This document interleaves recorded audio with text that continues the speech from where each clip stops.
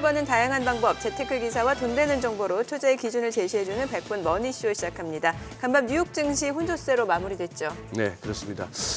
다우지수는 나흘째 내림세를 이어간 반면에 나스닥은 또 이틀 연속 상승했습니다. CPI에서 어제는 또 생산자 물가지수가 2년 내 최저치를 보였음에도 여전히 또 지방은행의 위기론, 이게 다시 부상하면서 시장이 여전히 불안한 모습입니다. 어제 우리 증시는 장 막판에 또 급락세가 연출됐습니다. 맞습니다. 어제 국내 증시 롤러코스터 같은 흐름을 연출했습니다. 장중에 2,510선까지 반등했지만 결국 하락 마감했죠. 달러 환율이 상승세를 보이는 상황에서 과연 오늘은 어떤 흐름을 나타낼지 증시타임에서 확인해 보겠습니다. 최근 입주를 앞둔 신축 아파트들에서 부실 공사로 추정되는 사고가 잇따르고 있다고 하죠. 네, 아주 속상한 소식들입니다. 믿었던 브랜드의 아파트들도 예외가 없다고 하는데요. 한 줄을 뜨겁게 달군 부동산 이슈들 하우머니에서 자세히 살펴보겠습니다. 네, 그럼 먼저 빠르게 돌아가는 글로벌 증시 상황부터 정리해 볼까요? 정다인 아나운서 소식 전해주시죠. 굿모닝 마켓입니다. 이날 나온 경제 지표가 모두 인플레이션 완화를 가리켰습니다. 하지만 부채 한도 이슈가 있고요. 은행권 위기도 재점화되면서 경기 침체 우려가 커지자 뉴욕 증시 박스권에 갇혔습니다. 그런데 박스에 갇혀 있지 않은 마이웨이를 걷는 종목들이 있습니다. 그 종목 함께 탐구해 보시죠. 이날 주요 지수 혼조세로 마감했습니다. 다우와 S&P 500 지수가 하락을 했고요. 나스닥 지수 0.18% 소폭 올랐습니다. 시장을 짓누르던 인플레이션 이슈 서서히 해결이 되고 있습니다. 생산자 물가지수 PPI가 전월 대비로 0.2%, 전년 동기 대비로 2.3% 올랐습니다. 차트 한번 같이 보실까요? 네. 전월 마이너스 0.4, 마이너스에서 플러스로 전환을 하긴 했지만 시장 예상치 0.3%보다 낮았다는 게 긍정적이었습니다. 근원 PPI도 전월 대비 0.2%, 1년 전보다는 3.4% 오르면서 하향 안정화되거나 하락세를 이어갔습니다. 근원 생산자 물가지수 차트도 함께 보실까요? 보시면 전월 대비 상승률 하향 안정화돼 있고요. 전년 동기 대비 상승률은 하락세 이어가고 있습니다. 주간 신규 실업보험 청구 건수도 노동시장이 힘을 잃어가고 있다는 주장을 거들었습니다. 신규 청구 건수가 26만 4천 건으로 2021년 10월 이후 가장 많았고요. 2주 연속 신청하는 계속 청구 건수도 181만 3천 건으로 전주 대비 12,000건 증가했습니다. 인플레이션 완화에다가 싣고 있는 노동시장은 연준의 매파적인 입장을 바꿀 수 있는 요소인데요. 이날도 연준이 6월 회의에서 기준금리를 동결할 것이라고 주장한 전문가들 많았습니다. 연준이 다음 회의에서 동결할 수 있다. 향후 멈췄다가 향후 몇 개월 동안 상황을 지켜봐야 할 것이다. 이런 의견들이 있었죠. 하지만 아직 연준의 마음에 들기에는 충분치 않다는 주장, 또 지표가 일관성이 없어서 단정 짓기 이르다는 지적도 있었습니다. 연준이 6월 회의에서 기준금리를 동결할지라도 긴축 사이클의 끝은 아닐 수 있다는 시각입니다. 한편 노동시장이 식는 건 양날의 칼입니다. 임금 상승 둔화로 인플레 압력을 낮출 수 있겠지만 동시에 경기 침체 우려도 자극하기 때문인데요. 보시면 당장은 아니지만 미국 경제에 균열 사인이 나타나기 시작했다. 이런 분석이 있었습니다. 부채 한도 이슈도 해결되지 않은 숙제죠. 현지 시간 12일로 예정됐던 조 바이든 미국 대통령과 케빈 메카시 하원 의장의 회동이 다음 주 초로 연기가 됐는데요. 디폴트와 관련해서는 글로벌 경제에 심각한 영향을 줄 것이라는 국제통화기금의 분석, 또 디폴트에 가까워지는 것만으로도 시장이 패닉에 빠질 거란 월가 황제의 경고가 있었고요. 무디스는 디폴트 가능성을 10%로 상향 조정했습니다. 과연 다음 주에는 양측이 입장차를 좁힐 수 있을지 주목됩니다. 이렇듯 호재와 악재가 뒤섞인 탓에 증시는 이날도 또 전날도 보합 마감했습니다. 박스에 갇혀있는 기분인데요. 박스권 속에서도 마이웨이를 걷는 종목들이 있습니다. 먼저는 구글의 모회사 알파벳입니다. 전날 4% 오른 데 이어서 목요일장에서도 4%대로 시원하게 올랐습니다. 구글의 연례 개발자 회의 이후 시장의 관심이 뜨겁기 때문인데요. AI 챗봇 바드의 전면 오픈, AI 기반 검색 기능 강화 등이 시장의 호평을 받았습니다. 마이크로소프트와 AI 대결에서 지는 것 아니냐 이런 우려도 있긴 했지만 이번 개발자 회의에서 그 걱정을 말끔히 씻어준 겁니다. 구글이 빠르게 AI 기능을 강화하고 있다며 올해 안에 수익 창출로까지 이어질 것이란 기대감도 현재 큰 상황입니다. 테슬라도 이날 오르면서 주목을 받았는데요. 일론 머스크가 트위터 CEO직을 내려놓겠다고 발표한 게 호재였습니다. 위로만 걸으면 좋으련만 방향을 잘못 잡은 마이웨이도 있었습니다. 먼저 팩웨스트 뱅코프입니다. 팩웨스트는 최근 일주일간 예금이 9.5% 감소했다고 밝혔습니다. 가용 유동성이 150억 달러로 증가했다 이런 설명이 있었지만 시장은 팩웨스트가 연준의 재할인 창구를 이용했다는 점을 부정적으로 봤습니다. 주가 22.7% 급락했고요. 디즈니도 이어서 보시면 8.7% 급락세를 기록했는데요. 다우지수의 하방 압력을 가한 대표적인 종목입니다. 매출이 전년 동기 대비 13% 증가하고 스트리밍 사업 손실도 예상보다 적게 나왔지만 영업이익, 순이익 모두 크게 감소했고요. 또 가장 중요했던 건 이 스트리밍 서비스 구독자 수가 2개 분기 연속 감소했다는 소식이었습니다. 가장 큰 악재로 작용했습니다. 줄어든 스트리밍 사업 손실도 구독료를 인상했기 때문이라며 이 지속 가능성이 의심된다는 분석도 있었는데요. 그래도 아웃퍼폼 의견을 유지하면서 긍정적으로 바라보는 시각도 꽤 있었습니다. 계속해서 아래로 마이웨이를 걸을지는 지켜보셔야겠습니다.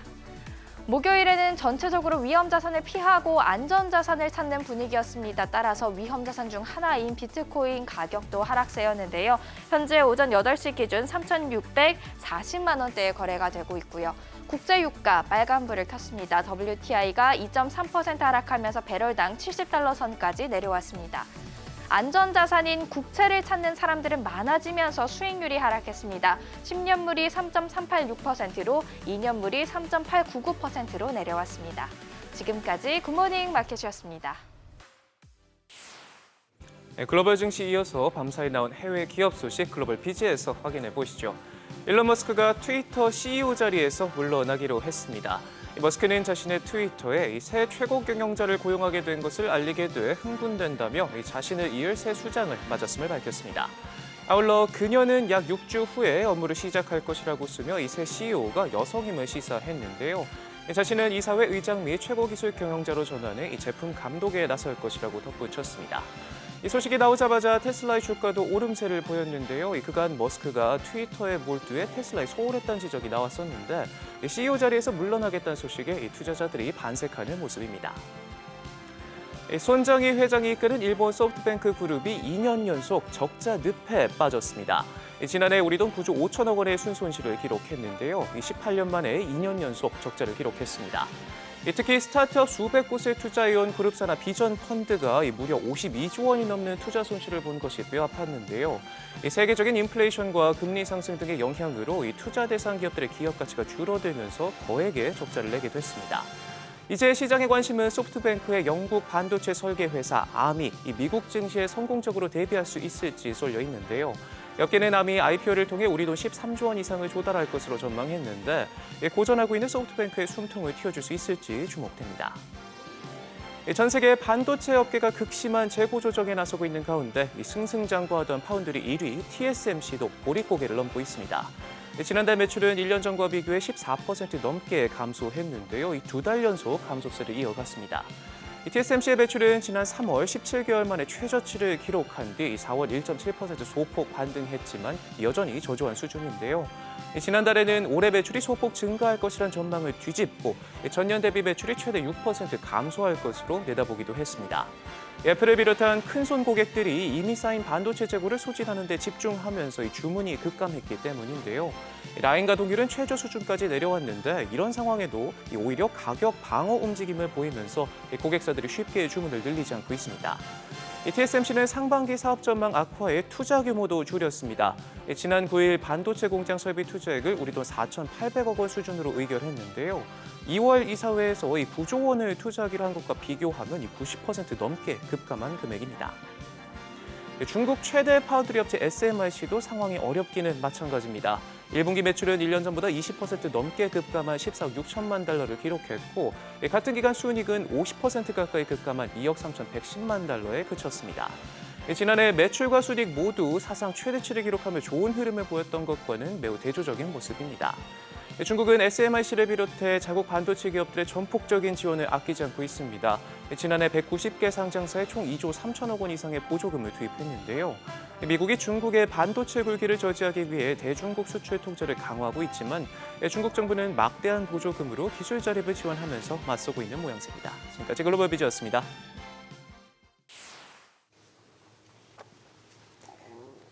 소비자 물가에 이어 미국의 4월 생산자 물가도 예상치를 밑돌면서 연준의 다음 행보에 관심이 쏠리고 있습니다.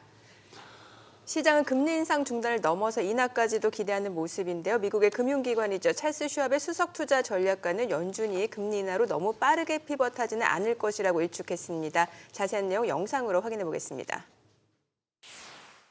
It's not impossible that the Fed would start cutting. It's just all else equal, meaning if inflation stays about where it is, even if it continues to trend down, but we don't see either something more calamitous in the financial system or we don't see significant deterioration in the labor market, then the Fed stays in pause mode. So it's certainly possible they could start cutting, but not under the current set of circumstances. That's whether a pause is sufficient to keep the market doing well, or is the market actually betting on rate cuts? And if it is it not paying attention to the conditions that would come into play to give the Fed a green light to cut? So I think that there's still some disconnects in the narrative out there.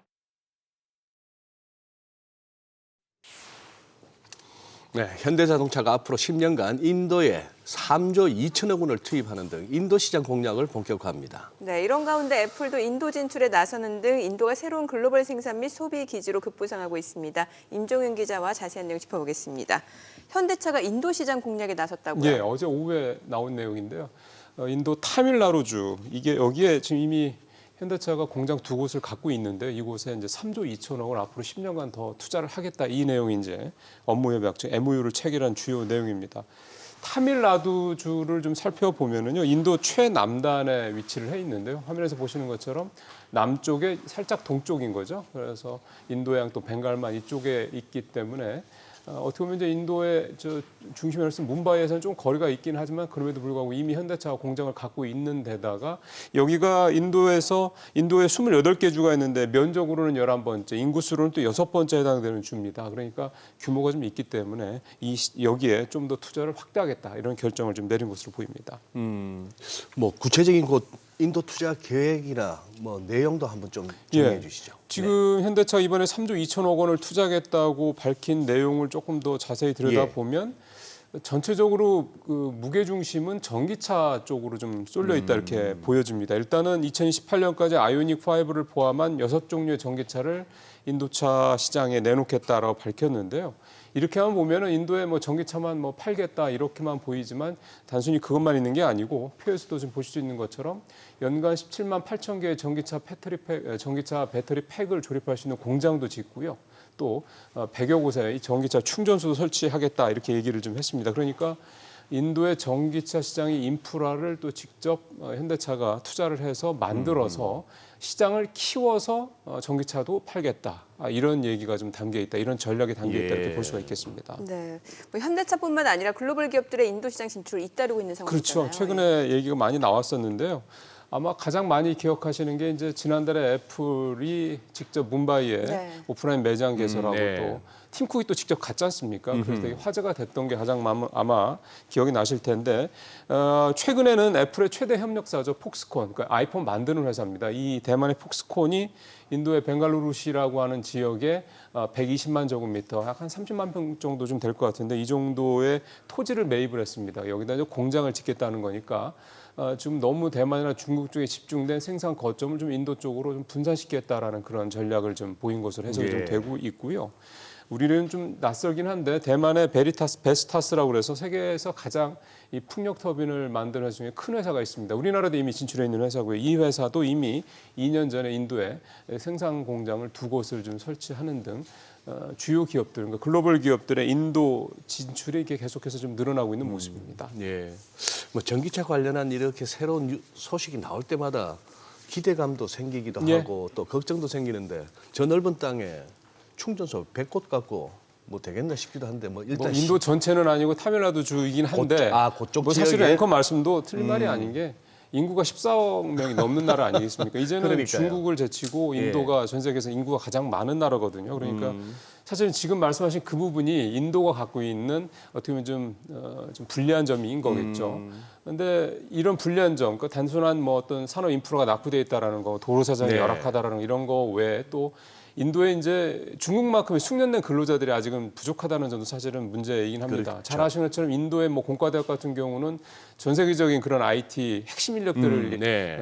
그렇게 좀 공급하는 그런 교육적인 측면에서 뭐 세계 최고 수준이다라고 얘기는 하지만 어떻게 보면 이제 생산직 근로자들의 그러니까 숙련된 생산직 근로자는 상대적으로 부족하다는 얘기거든요.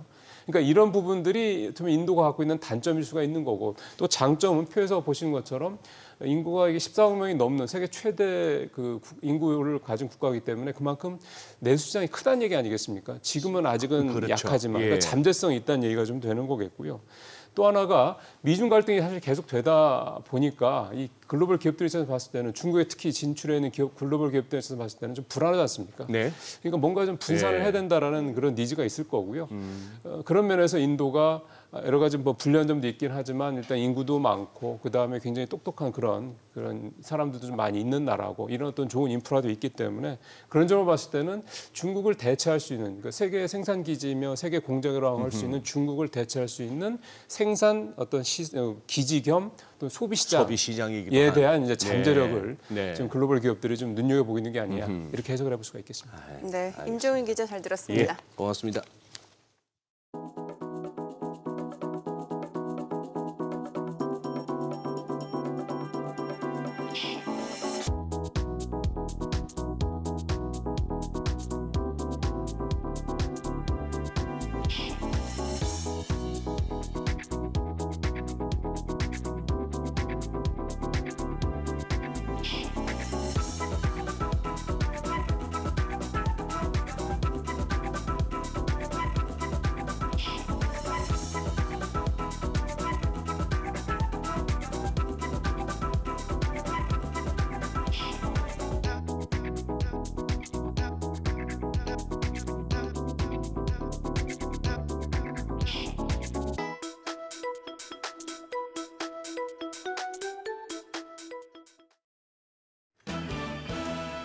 우리 시장은 어제도 약세로 장을 마쳤습니다. 3거래일 연속 하락세입니다.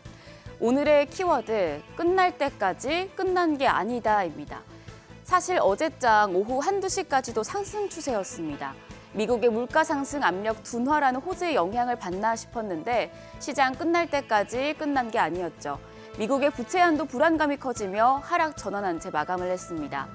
코스피가 0.22% 떨어져 2,491선, 코스닥은 0.63% 하락하며 824선에 마감을 했습니다. 코스피가 3거래일, 코스닥이 4거래일 연속 하락입니다. 우리 시장 거래량과 거래 대금이 전날과 마찬가지로 많이 줄어든 상황입니다. 어제는 옵션 만기일이라 수급적으로 불안한 모습도 보였는데요. 유가증권 시장에서 기관이 844억 원, 외국인이 22억 원 매수 우위, 그리고 개인은 845억 원 매도 우위 나타냈습니다. 코스닥에서는 기관만이 1,329억 원 순매수한 가운데 외국인과 개인 쌍끌이 매도로 지수 하락을 부추겼습니다. 개인이 642억 원, 외국인이 569억 원 매도 우위였습니다. 이어서 환율 보겠습니다. 원달러 환율 같은 경우에는 어제 1원 50전 상승하면서 1,326원 30전에 장을 마쳤습니다.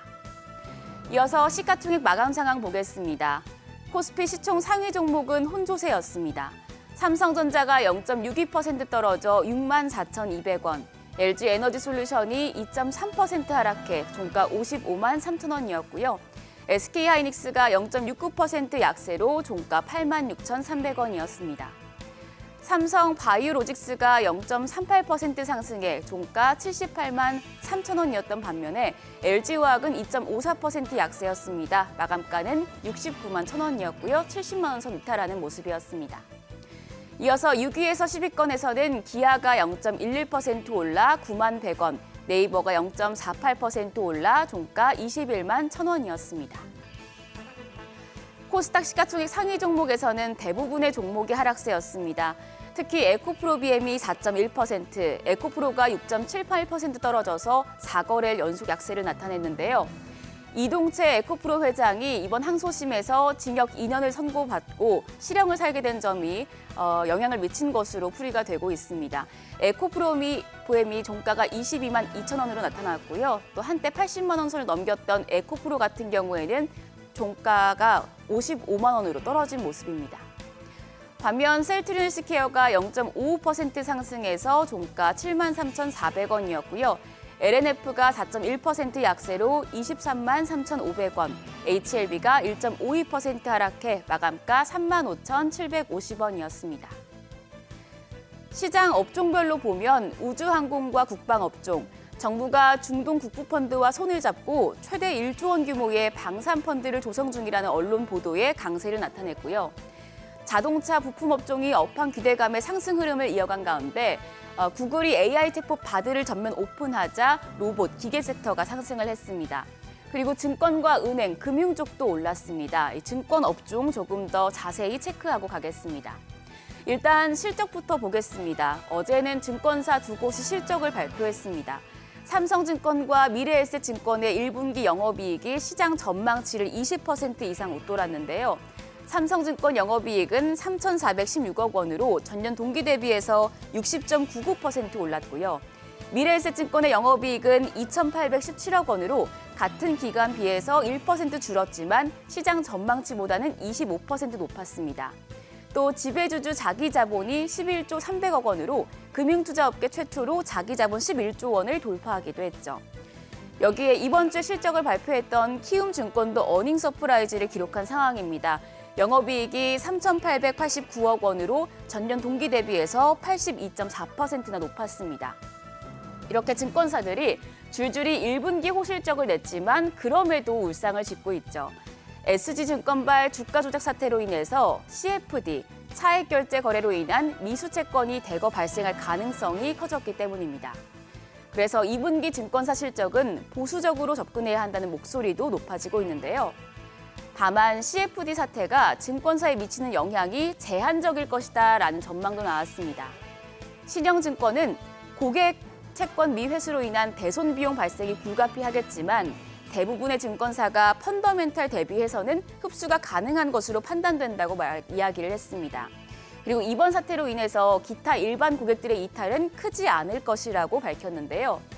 CFD 비중이 높아 우려가 제기되는 키움증권에 대해선 일각에서 매수 의견도 나오는 등 이 CFD 영향이 주가에 타격을 미치지 않을 것이란 분석도 있습니다.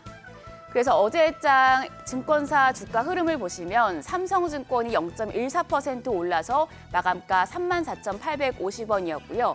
미래에셋증권이 0.57% 하락해 마감가 6,940원을 기록한 가운데 키움증권의 경우에는 2.53% 상승 마감했습니다. 종가는 93,300원이었습니다. 다음으로 통신사 3사의 실적도 모두 발표가 돼서 통신종 주가까지 확인하겠습니다.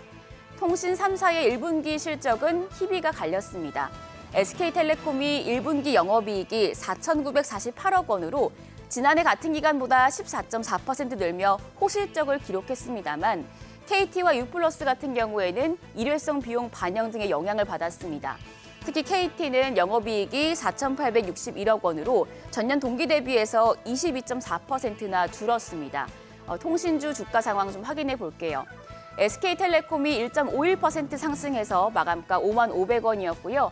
KT와 LG U+는 약세로 마감했습니다. KT가 0.32% 떨어져 31,250원, LG U+가 0.53% 하락해 종가 11,260원이었습니다. 그래서 증권가에서는 이제 통신업종 내에서 호실적을 낸 SK텔레콤을 주목하라고 조언을 했습니다.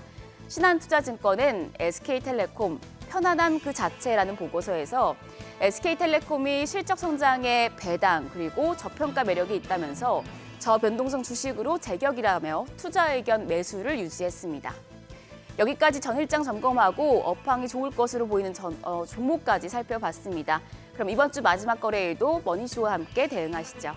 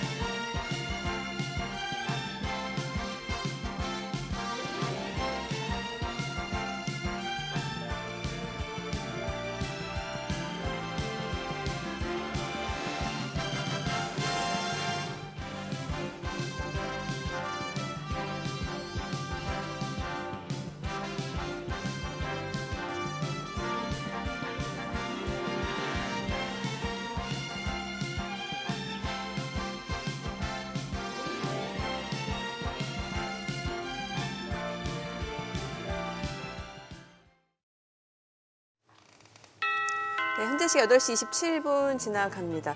요즘 보니까 참 2차 전지주 잘 나갈 때 시장 여기가 굉장히 뜨거웠는데 어제는 저희가 좀 전에 화면에서 봤다시피 좀 독특한 테마들이 다시 또 올라가는. 예. 그러니까요. 아까 우리 장현재 캐스트가 그랬죠. 끝날 때까지 끝난 게 아니다. 네. 이 얘기 뭐 다 하죠. 예, 그렇죠. 야구 감독들 인터뷰하면 그러고 네, 골프 선수들도 끝날 때까지 끝난 게 아니다. 그럼요, 그러고. 예. 뭐 격투기 선수들도 뭐 그렇죠. 그래요. 증시도 끝날 때까지 끝난 게 아니고 어제 깜짝 놀랐습니다. 저는. 어떤 부분에서? 아니 장막판에 네, 뭐 기사들이 보니까 또 뉴스에까지 나오던데 법정에서 그냥 딱 선고가 떨어지는 순간 다들 나왔으면 전화까지 하고 예, 뭐 예. 그런 식이었다는데 글쎄요. 이제 지금 이 여파를 어떤 식으로 2차 전지주 관련주들이 이제 소화해낼지가 그거 하고 또 하나 어제 눈길을 끈 거는 왜 환율이 안 빠지느냐는 겁니다. 오히려 지금 금리 인하 기대감이 또 나오고 있는 상황인데. 예, 뭐 우리 뭐 무역 수지, 경상 수지 계속 안 좋고 하고 또 예. 어제도 이제 계속해서 하향 압력을 받다가 결국 막판이 같이 주가 빠질 때 환율도 같이 튀어버렸잖아요. 네. 네. 그걸 갖다 뭐 사후적으로 무슨 미국의 무슨 디폴트 리스크를 그걸 갖다가 왜 갑자기 어제 오후 2시쯤에 갑자기 인식하나요? 그건 말이 안 되는 거고.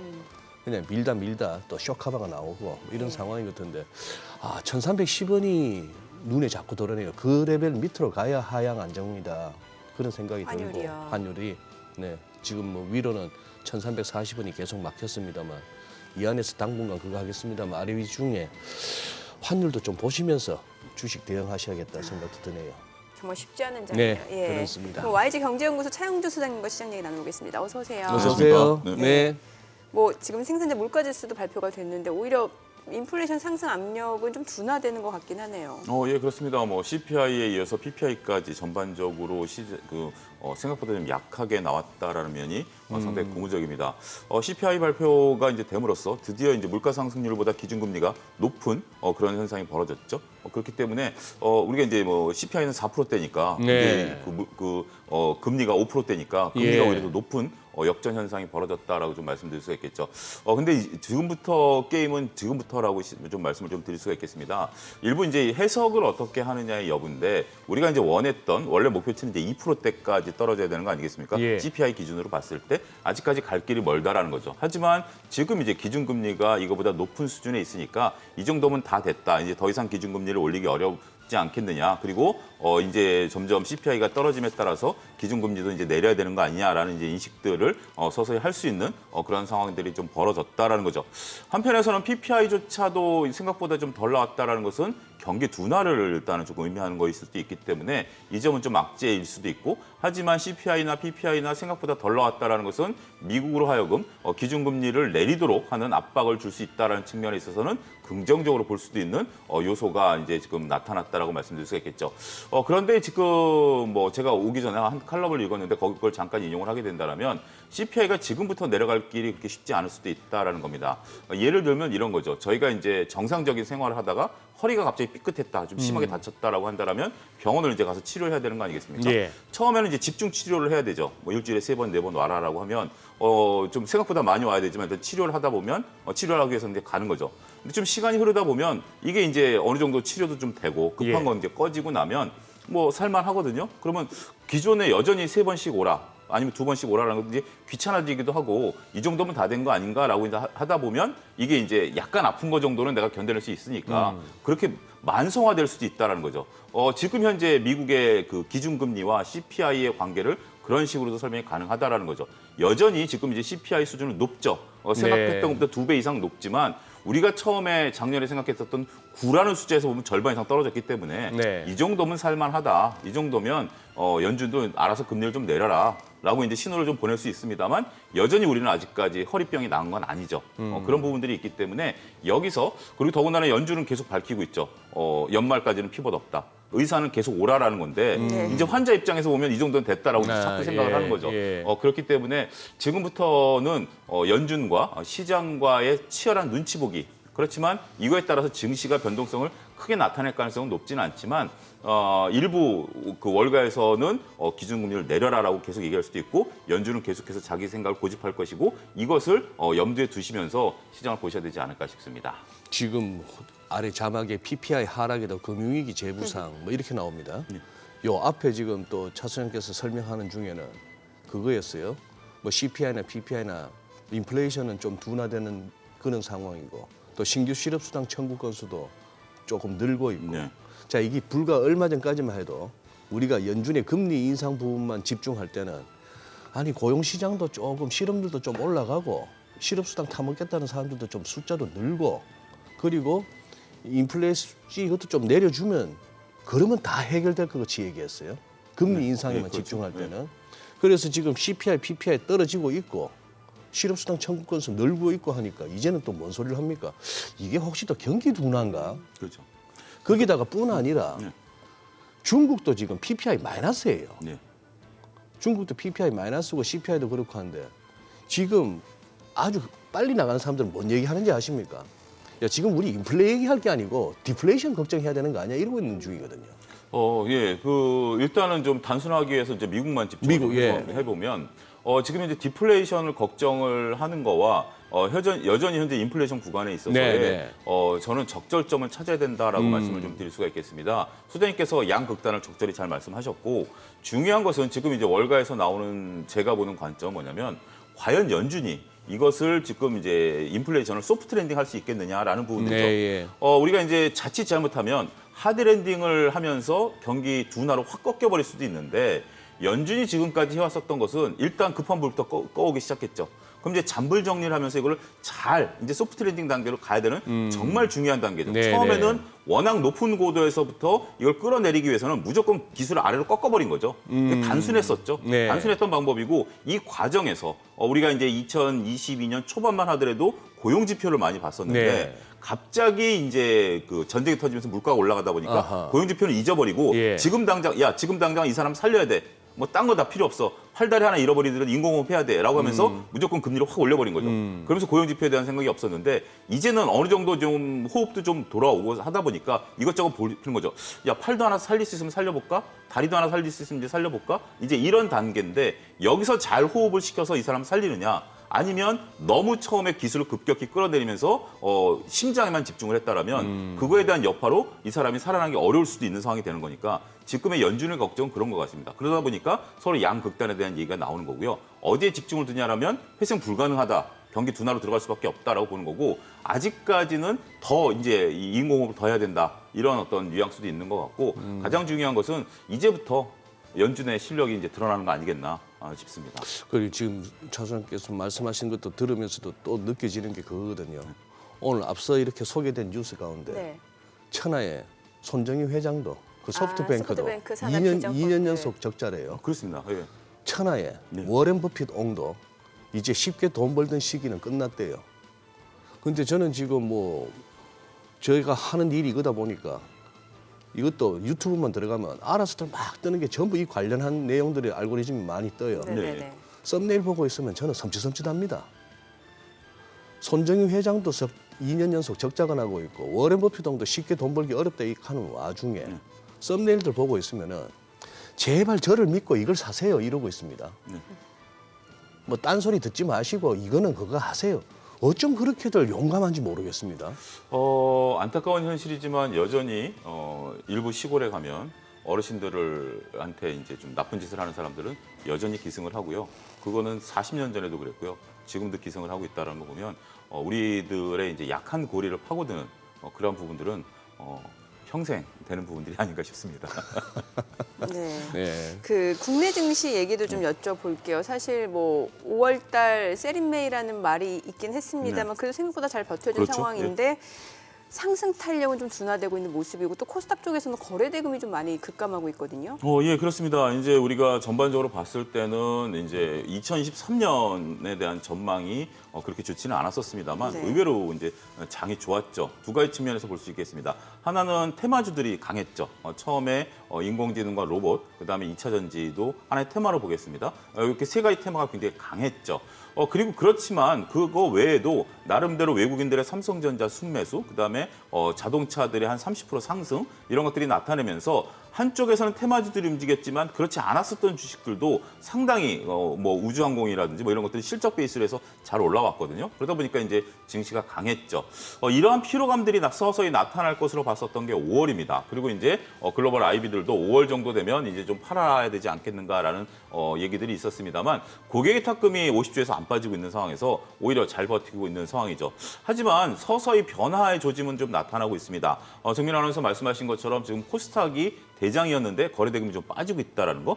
어제 이제 거래량이 좀 늘었는데 이게 상당히 차트상으로 보면 굉장히 기분 나쁜 차트입니다. 어제 음봉을 나타내면서 60일선을 깨면서 거래량 늘어버렸거든요. 그럼 이 거래량은 매도 사인이거든요. 매도 사인이 됩니다. 원래 60일 이동평균선에서 이게 그 음봉이 안 나오면서 거래량이 늘었다라면 60일 이동평균선을 받치고서 올라갈 수 있는 그런 모습들이 될 수는 있겠습니다만 위에서 11선이 누르는 가운데 60일을 깨면서 거래량이 늘었다. 특히 여러분들 잘 아시다시피 이제 어제 에코프로와 에코프로 BM이 빠지지 않았습니까? 대장주가 이제 빠지면서 이런 모양들이 나타나게 됐다라면 이제부터 2차 전지의 균열이 시작될 수도 있다.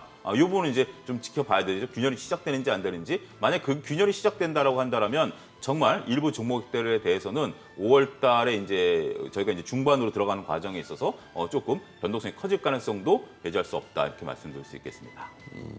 지금 조금 더 얘기를 해봐야 되겠는데 어제 막판에 지수를 끌어내리기도 하고 시장 분위기를 갑자기 그렇게 냉각시킨 게 결국은 2차 전지 관련한 에코프로 전 회장 이제 구속이었죠. 네, 법정 그렇습니다. 구속까지. 네, 네. 법정 구속입니다. 그게 1심도 아닌 2심이더라고요. 항소심. 예. 1심에서는 집행유예였었는데 2심에서는 구속이 나오면서 법정 구속이. 그럼 이러면 이제 대법원까지도 간다고 봐야겠죠.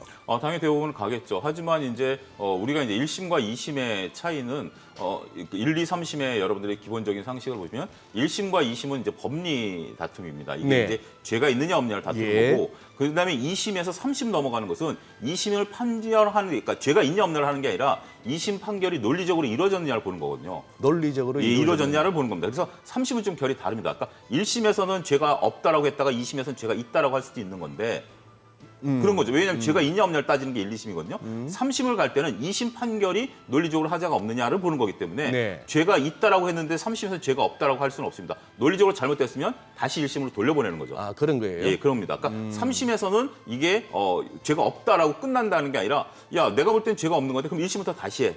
라고 돌려보내는 거거든요. 그럼 아직까지 법리적인 논쟁은 더 지속될 수 있는 거죠. 그렇기 때문에 2심과 3심의 차이점을 본다라면 그리고 더군다나 법정 구속까지 할 정도 사안이면 굉장히 시급한 사안이거든요. 이 부분에 대해서는 물론 3심까지는 가봐야 되겠지만 좀 신중하게 보셔야 되지 않을까 싶습니다. 지금 화면에도 나오다시피 에코프로 관련 주들은 다 저렇게 급락의 양상을 보였습니다만 소위 말하는 또 2차 전지 관련주라고 분류되는 것 중에는 어제 그 와중에 또 오르는 쪽이 있더라고요. 그건 또 뭐 재료가 뭐 남다른 게 있었나요? 나름대로 이제 2차 전지 내에서도 이제 테마가 강력하게 되는 네. 거죠. 원래 이제 대장주는 이제 에코프로빔이 이제 올라가면서 이제 양극재, 음극재, 우리가 이제 뭐 전해질, 예. 그다음에 이제 전고체, 그다음에 리튬 관련된 모든 것들이 다 이제 테마가 돌면서 주가가 이제 오르락 내리락 하는 모습이었고 올라가면서도 테마가 돌았고 지금 뭐 어떻게 보면 폐배터리 같은 경우는 고점에서 한 반토막이 난 주식도 일부 있습니다만 빠질 때도 이게 돌면서 이렇게 조금 살짝 반등을 좀 주고 있습니다. 그렇기 때문에 지금 상황을 놓고 본다라면 재료들은 여전히 좀 나오고 있는 상황이죠. 그 현대차가 앞서 이제 제 전 코너에서도 이제 인도 쪽에 이제 전기차 쪽을 이제 한다라고 했고 우리나라에서도 이제 전기차 공장을 드디어 몇십 년 만에 짓겠다라고 또 어제도 발표가 있었거든요. 그러한 긍정적인 뉴스가 있음에도 불구하고 한 가지 여러분들이 보셔야 될 거는 저는 이 점이다라고 말씀드릴 수 있겠습니다. 일부 종목 같은 경우 긍정적인 뉴스가 나오거든요. 근데 주가가 반응하지 못한다라는 것은 이거는 불과 한 달 전과는 다른 양상이죠. 한 달 전에는 정부가 불과 몇백억에 대한 기술에 대한 어떤 뭐 검증 이런 재료만 나와도 주가가 올라갔었거든요. 그거는 이제 기업과 직접적인 관련성이 없는 뉴스에도 기업들이 올라갔는데 이젠 기업과 직접적인 연관성이 있는 뉴스가 나와도 결국 주가가 올라가지 못한다라는 것은 시장의 또 다른 변화된 모습이 아니겠나 말씀드릴 수 있겠습니다. 네, 뭐 지금 화면에도 보니까 사실 이제 1분기 때 많이 올랐던 2차 전지 소재 쪽으로는 좀 조정을 나타낸 상황이고 그렇습니다. 앞서 호가에서는 이제 보니까 이제 에코프로 그룹주들이 이제 오너 리스크 때문에 좀 하방 압력이 있는 반면에 LNF는 또 호가에서 흐름이 괜찮거든요. 네. 그럼 여기서 이제 종목별로 이제 차별화가 나타나는 거네요. 그렇습니다. 이제 LNF 같은 경우는 예. 뭐 지금 상당히 많이 빠졌습니다. 네. 그러니까 이제 LNF 같은 경우도 이제 그 포스트 이제 차기 2차 전지 대장주로 이제 많은 분들이 보셨음에도 불구하고 LNF 같은 경우 이제 1분기 실적이 거의 어닝 쇼크가 나왔죠. 영업 적자가 나왔으니까요. 굉장히 상당히 좀 안타까운 현상입니다. 근데 LNF에서 우리가 좀 봐야 될 것은 이 산업이 이제 나쁘다라는 게 아니라 재고가 많이 늘었다라는 거거든요. 결국 고객사도 재고가 늘어서 물건을 안 사갖고 그러다 보니까 이제 LNF도 재고가 쌓이고 있는 이런 상황이죠. 그러니까 이렇게 기준점을 좀 잡으셔야 되지 않을까 싶습니다. 지금 이제 우리가 일부 2차 전지에 대해서는 2030년까지 밸류를 땡겨왔다라는 것들이 지금 최근에 증권가들이 이들에 대한 매도 의견을 내는 주요한 원인이거든요. 근데 2030년까지 가다 보면 다양한 일들이 생깁니다. 우리가 이제 부산까지 가다 보면 중간에 수원에서 길이 막힐 수도 있고 대전에 내려서 가락국수도 한 그릇 먹어야 되고 여러 가지 이제 일들을 하는 과정에 있어서 보면 지금 이제 LNF도 그러한 과정으로 볼 수도 있는 거죠. 지금 당장 1분기 실적이 나쁘다? 이거는 뭐 지금 당장 나쁜 거지만 긴 호흡으로 보면 이런 나쁜 걸 겪어내야 되기 때문에 지금 수원이 막힌다고 해서 우리가 부산 안 가는 거 아니지 않습니까? 네. 그런 과정으로 볼 수도 있는 거기 때문에 2차 전지에 대해서는 지금 여러 가지 해석들을 보고 단기적으로 접근하신다라면 이런 악재는 좀 피해 가셔야 된다라고 보고 정말 내가 2030년까지 근데 이제 결국은 부산에 갈 수도 있고 자칫 잘못해서 여수로 갈 수도 있는 거죠. 길이라는 게 우리가 지금 내비게이션이라는 게 자꾸 바뀌기 때문에 네. 그런 부분들은 여러분들이 염두에 두시면서 2차 전지를 대하셔야 되지 않을까 싶습니다. 네. 엔터주 얘기도 좀 해보면 좋을 것 같은데 오늘 지금 호가에서는 이제 YG 엔터가 지금 7% 강세가 예상되는데 그 신인 걸그룹 베이비몬스터 예. 이게 또 증권사에서도 목표 주가를 지금 계속 올려잡더라고요. 엔터주들에 대해서는 뭐 여전히 뭐 그런 뭐 있는 것 같습니다. 네. 어제도 그 여의도의 여의도의 그 백화점 지하에 6시부터 사람들이 줄이 꽉 서 있었대요. 어떤 가수가 뭐라 했었다라고 하더라고요. 예. 뭐 그럴 정도로 이제 많은 팬심이 이제 자극되고 있는 그런 부분들이고 긍정적인 얘기들이 좀 나왔는데 어제 주가가 살짝 좀 쉬었어요. 그동안 좀 많이 달려오다가 어제 살짝 쉬다가 오늘 이제 다시 주가 호가들이 올라가고 있는데 저는 이 부분에 대해서는 저는 이렇게 좀 말씀을 좀 드리고 싶습니다. 올해 내내 이 업종을 가지고 트레이딩 하시는 것은 정말 유효할 수 있다. 그러니까 주가 많이 올라가게 된다라면 조금 일단 한번 좀 매도하시고 결국 주가 좀 빠진다 싶으면 계속해서 신인 그룹들이 나올 거거든요. 네네. 그리고 이제 공연의 재개에 대한 부분들 계속해서 나올 거기 때문에 어떻게 보면 엔터주야말로 올 한 해의 경기 방어주로서의 역할 충분히 할 수 있지 않겠는가. 게임주는 좀 결이 좀 다르고요. 게임은 신작 게임에 대한 어떤 트리거들이 좀 약하긴 하지만 엔터주들은 많이 올라가면 조금 한번 쉬었다가 그리고 계속해서 이제 또 여러 가지 트리거들을 만들어낼 계획들이 있기 때문에 그런 식으로 접근하신다라면 엔터주는 올해 조금 괜찮지 않을까 싶습니다. 특히 이제 YG 엔터 같은 경우는 이제 블랙핑크가 블랙핑크. 외형 성장을 계속해서 확대하고 있는 상황인데 지금 7년 이제 계약 기간 곧 종료를 앞둔 상황이고 7년 만에 신인 걸그룹 베이비몬스터 멤버가 확정이 이제 된 거잖아요. 네, 그렇습니다. 이제 그런 식으로 계속 엔터주들은 그 이슈몰이를 할 것 같아요. 그리고 이제 뭐 재계약이라든지 뭐 이런 것들에 대한 것들에 따라서 급등락이 있긴 하겠습니다만 물론 이제 블랙핑크가 빠진다라면 이건 굉장히 크겠죠. 블랙핑크만큼 기대를 하는 것 같아요. 베이비몬스터. 예, 베이비몬스터는 하더라도 이제 그 기존의 이제 계약이 이제 꺼지면 되는 부분들이지만 어쨌든 저는 다 그렇게 나쁘진 않다라고 보여집니다. 이제 뭐 블랙핑크 마음에 있겠죠. 재계약 건수는 하지만 다른 엔터주들 같은 경우 특히 JYP 엔터 같은 경우는 올해 재계약하는 멤버가 한 명도 없거든요. 그리고 이제 오히려 군대에서 2명이 또 나옵니다. 네. 뭐 이런 것들을 보게 된다면 상당히 우리가 이제 엔터주들은 정말 그 YG, SM, 하이브, JYP 엔터 다 이슈들이 있기 때문에 만약에 서로 정말 극단적으로 YG에서 블랙핑크가 빠진다 하더라도 다른 대안주들이 있고 다른 대안주들이 주가를 충분히 견인할 수 있다는 측면에서 보면 개별 악재만 없으면 전반적인 테마는 살아있지 않을까 싶습니다. 아니 근데 엔터 관련해서 아이돌 얘기만 하지 말고 어르신 돌 얘기도 좀 해야 되는 시대 아닙니까? 이 인구 구조로 봤을 때. 근데 아직 요즘에는 어르신들 미스터 트롯이나 이런 거 많이 보시니까. 예. 그러니까. 네. 근데 이제 그 소장님 세대 분이 좋아하셨던 그분들 가수분들 지금 활동하고 계시지만 그분들도 굉장히 수익을 잘 내고 계시거든요. 근데 그분들은 소속사가 좀 작습니다. 상장된 소속사들이 별로 없고 그분들은 이제 인연으로 좀 오래된 소속사들을 갖고 계시기 때문에 지금은 아무래도 아이돌 쪽으로 가셔야 될 것 같습니다. 그래도 우리 그 뭐 나훈아 형님, 조용필 형님 좀 자주 하셨으면 좋겠어. 1년에 한두 번밖에 안 하시니까. 그래도 조용필 씨 이번에 신곡 들어보셨습니까? 신곡요. 예. 한번 들어볼게요. 아, 정말 옛날 그 목소리 그대로십니다. 그대로 예. 대단하죠. 네. 요거 MSCI 지수 요거 뭐 오늘 사안. 네, 오늘 이제 발표가 나는데 이제 예. 여러분들이 이제 좀 아셔야 될 건 뭐냐면 MSCI 지수라는 게 일부 오해하시는 분들이 기업의 우량도를 따지는 게 아니라 시가총액으로 따지는 거거든요. 예. 우리가 이제 이 MSCI 지수라는 게 이제 글로벌 자금들이 움직일 때 하나의 기준점이 되는 겁니다. 이제 우리 코스피 지수와 같은 것처럼 코스피 지수는 이제 국내 한정된 거죠. 하지만 MSCI 지수 같은 경우는 글로벌 지수이기 때문에 글로벌 투자자들이 이거 대비해서 잘했냐 못했냐를 따지는 거예요. 네. 그 기준점인데 이 기준점은 회사의 우량도가 아니라 안타깝게도 시가총액입니다. 우리 코스피도 시가총액이죠. 그런데 시가총액에 들어가는 종목들이 최근에 급등했었던 종목들이 들어갈 가능성이 높다라고 보는 거죠. 네, 그러다 예, 보니까 예. 이게 새로운 관심을 끌지 못하는 겁니다. 아. 보통 이제 회사가 점진적으로 커져가지고 시가총액이 커져서 여기에 들어가게 된다면 또 다른 트리거가 될 수 있지만 네. 지금 최근에 급등해가지고 시가총액이 커져버렸기 때문에 이미 다 반영이 된 거죠. 그러다 보니까 그 어느 때보다 MSCI 지수 편입에 대한 이벤트 드리븐이 그만큼 높지 않다. 이렇게 좀 보셔야 될 것 그래요. 같습니다. 그래도 호가에서는 또 흐름이 괜찮아 보이긴 하네요. 좀 편입이 예상되는 종목들이. 예, 그렇습니다. 이제 뭐 그동안에는 이제 오늘 이제 되니까 이제 오늘 좀 반영을 네네. 하는 것 같고요. 전체적으로 그동안에는 조금 주춤했었던 부분들이 좀 있다라는 거. 보통 이제 이렇게 된다라면 뭐 한 달 전부터 이제 얘기가 나오면서 주가들이 끌어올려져야 되는데 그리고 이제 편입이 딱 되고 나면 지금 이제 오늘 결정되면 6월 달에 들어가는 거거든요. 그렇게 되면 이제 또 공매도가 들어올 수도 있는 부분들도 있기 때문에 그런 오늘 발표한다고 해서 오늘 들어가는 건 아니고 이제 6월 달에 들어갑니다. 예, 이제 그렇죠. 그 부분도 잘 메커니즘을 알으셔야 되지 않을까 싶습니다.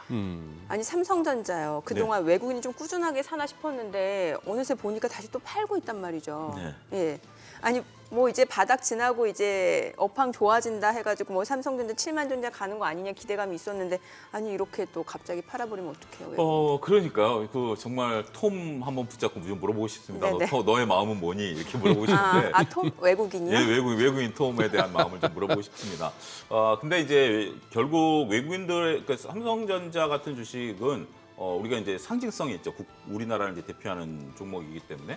그래서 그동안에 이제 외국인들이 꾸준히 매수를 할 때, 우리 투자자들에게 어떤 안정감을 줬었죠. 결국 반도체는 바닥을 찍어가는 거 아니냐라는 안정감을 줄 수 있는 하나의 요소였었습니다만, 결국 이들이 지금 현재 한 3일, 4일 정도 팔고 있으면서 주가가 살짝 조정을 좀 받고 있다라는 것이 좀 안타깝다라고 봐야 되겠죠. 그러면 그동안에 이제 반도체 바닥론에 대한 얘기들에 대해서도 조금 논리적인 근거가 좀 떨어질 수밖에 없지 않겠는가. 지금 반도체는 저는 셈법이 굉장히 복잡해졌다라고 말씀드릴 수밖에 없겠습니다. 삼성전자를 볼 때 과연 메모리 재고 사이클을 가지고 봐야 되느냐, 아니면 시스템 반도체를 가지고 시장을 확장하는 면으로 봐야 되느냐, 이거에 따라서 평가가 확연히 달라질 수밖에 없거든요. 네. 그런 부분들을 보면 결국 삼성전자가 가장 중요한 우리가 이제 2019년 사이클을 보는 메모리 재고 사이클도 일단은 터내야 된다라는 부분들이고 수급에 들어와줘야 되는데 삼성전자가 여기서는 당분간은 조금 방향성 모색을 할 것 같아요. 그리고 더군다나 그렇게 된다면 지수도 2,500선에서 또 방향성 모색을 할 것 같고 아직까지는 삼성전자라든지 지수에 너무 그렇게 큰 비중을 두기에는 우리가 처음에 얘기했던 5월 되면 팔아라라는 또 어떤 그런 부분들도 있기 때문에 더군다나 이제 뜨거워지면 또 외국인 투자자들은 또 여름휴가 이제 철이 곧 다가오지 않습니까? 그런 부분들 보면 일단은 조금 중립적으로 봐야 되지 않을까요? 아직까지는 기대를 갖기에는 경기 둔화에 대한 부분도 있죠. 경기가 둔화되면 제일 먼저 타격받는 게 반도체이기 때문에 종합적으로 좀 판단을 해야 되지 않을까 싶습니다. 그럼 많은 분들이 반도체 좀 좋게 보시는 것 같은데 소장님은 조금 다른 의견이시네요. 저는 좀 결이 다릅니다. 더군다나 2019년 사이클과 다른 게 예. 메모리 같은 경우 2020년과 21년에 과잉 투자를 했다라고 저는 보는 거거든요. 우리가 왜냐하면 그때 재택근무하면서 기업들이 대거 서버를 확충했고 많은 분들이 가전제품을 바꿨죠. 네. 그런 사이클까지 감안해야 되지 않을까. 그때 2018년, 19년과 결이 다르다. 저는 그렇게 보는 주장이기 때문에 불황은 조금 더 길어질 수 있다. 저는 그렇게 그래요. 보고 있습니다. 예. 알겠습니다. 자, 그럼 지금 시각 8시 51분 지나가는데요. 저희 호가 상황 보도록 하겠습니다. 먼저 양시장 예상 체결 지수부터 확인해 보도록 하죠. 먼저 코스피입니다. 오늘 약보합 출발 예상됩니다. 예상 체결 지수 2,488포인트고요. 코스닥 0.3% 하락 출발 예상되죠. 예상 체결 지수 821포인트입니다. 시가총액 상위 종목 예상 체결가 보도록 하겠습니다. 삼성전자 오늘 0.3% 하락이 예상됩니다. 예상 체결가는 64,000원이고요. LG에너지솔루션 1% 하락 예상되죠. 예상 체결가 547,000원. SK하이닉스, 삼성바이오로직스 보합 예상되고요. LG화학이 1.3% 상승 예상됩니다. 예상 체결가 70만 원이죠. 삼성 SDI가 0.7% 하락 예상되네요. 예상 체결가 66만 5천 원이고요. 삼성전자 우선주 하락 출발 예상되고요. 현대차도 내림세 예상됩니다. 호가에서 20만 7천 원. 기아는 소폭 상승 예상되고요. 네이버 보합 출발 예상되고 있습니다. 코스닥 시가총액 상위 종목 예상 체결가도 보도록 하겠습니다. 에코프로 그룹주들 지금 이제 그 전 회장 구속 이야기 나오면서 또 오너 리스크가 이제 부각이 되고요. 그에 따라 주가는 이제 조정 양상이 좀 이어지고 있습니다. 에코프로비엠이 2% 하락 출발 예상되고요. 예상 체결가는 21만 7천 원. 에코프로도 2.9% 약세 예상됩니다. 예상 체결가 53만 4천 원이고요. 셀트론 헬스케어 보합 출발 예상됩니다. LNF는 상승이 예상되네요. 지금 호가에서 23만 5천 원이고요. HLB가 2.6% 강세 예상됩니다. 예상 체결가 3만 6,700원 기록되고 있습니다. 셀트리온제약은 1% 하락 예상되네요. 예상 체결가 8만 500원이고요. JYP 엔터테인먼트가 1.8% 상승 예상됩니다. 카카오게임즈 오스템 임플란트 보합 예상되고요. 펄어비스 소폭 상승 예상됩니다. 앞서 엔터주도 저희 간단히 봤는데 YG엔터 지금 호가 흐름 여전히 좋습니다. 8.5% 강세가 예상됩니다. 예상 체결가 7만 2,400원. YG엔터 쪽에서는 이제 7년 만에 베이비몬스터 그룹을 확정 지었다는 소식이 전해지고 있고 증권사에서도 목표 주가를 좀 상향 조정하고 있습니다. 네, 이제 개장까지 6분여 가량 남았습니다. 시장 이야기 좀 이어가 보도록 하죠. 일단은 오늘 양시장 좀 하락 출발 예상되긴 합니다만 그래도 정말 하단 자체는 좀 견조하게 좀 지지가 되는 것 같거든요. 그러니까요. 예.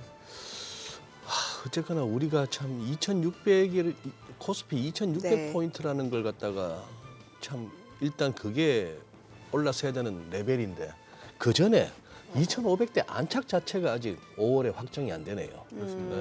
그리고 코스닥의 900포인트에 약간 무거운 그런 상황이라서. 원래 안착을 하려면 일단은 올라가다가 한번 쉬어줄 때 이제 지지가 돼야 되는데 버텨줘야죠. 근데 지지가 지금 못 되고 있는 상황이죠. 2,500 살짝 밑에서 지금 현재 코스피는 그래도 조금 지지를 하려고 하는 듯한 모습들을 좀 보여주고는 있습니다만 앞서 말씀드렸다시피 코스닥 같은 경우는 오히려 지금 현재 상당히 좀 불안정한 차트 흐름을 좀 보이고 있다라는 점도 조금 경계감을 높이게 되는 상황이 아닌가 싶습니다. 하다 보면 결국 우리가 펀더멘털도 얘기하고 실적도 얘기하고 대외 변수도 늘 점검합니다만 궁극적으로 가다 보면 이거 주식은 수급이더라고요. 그렇죠. 그렇습니다. 수급.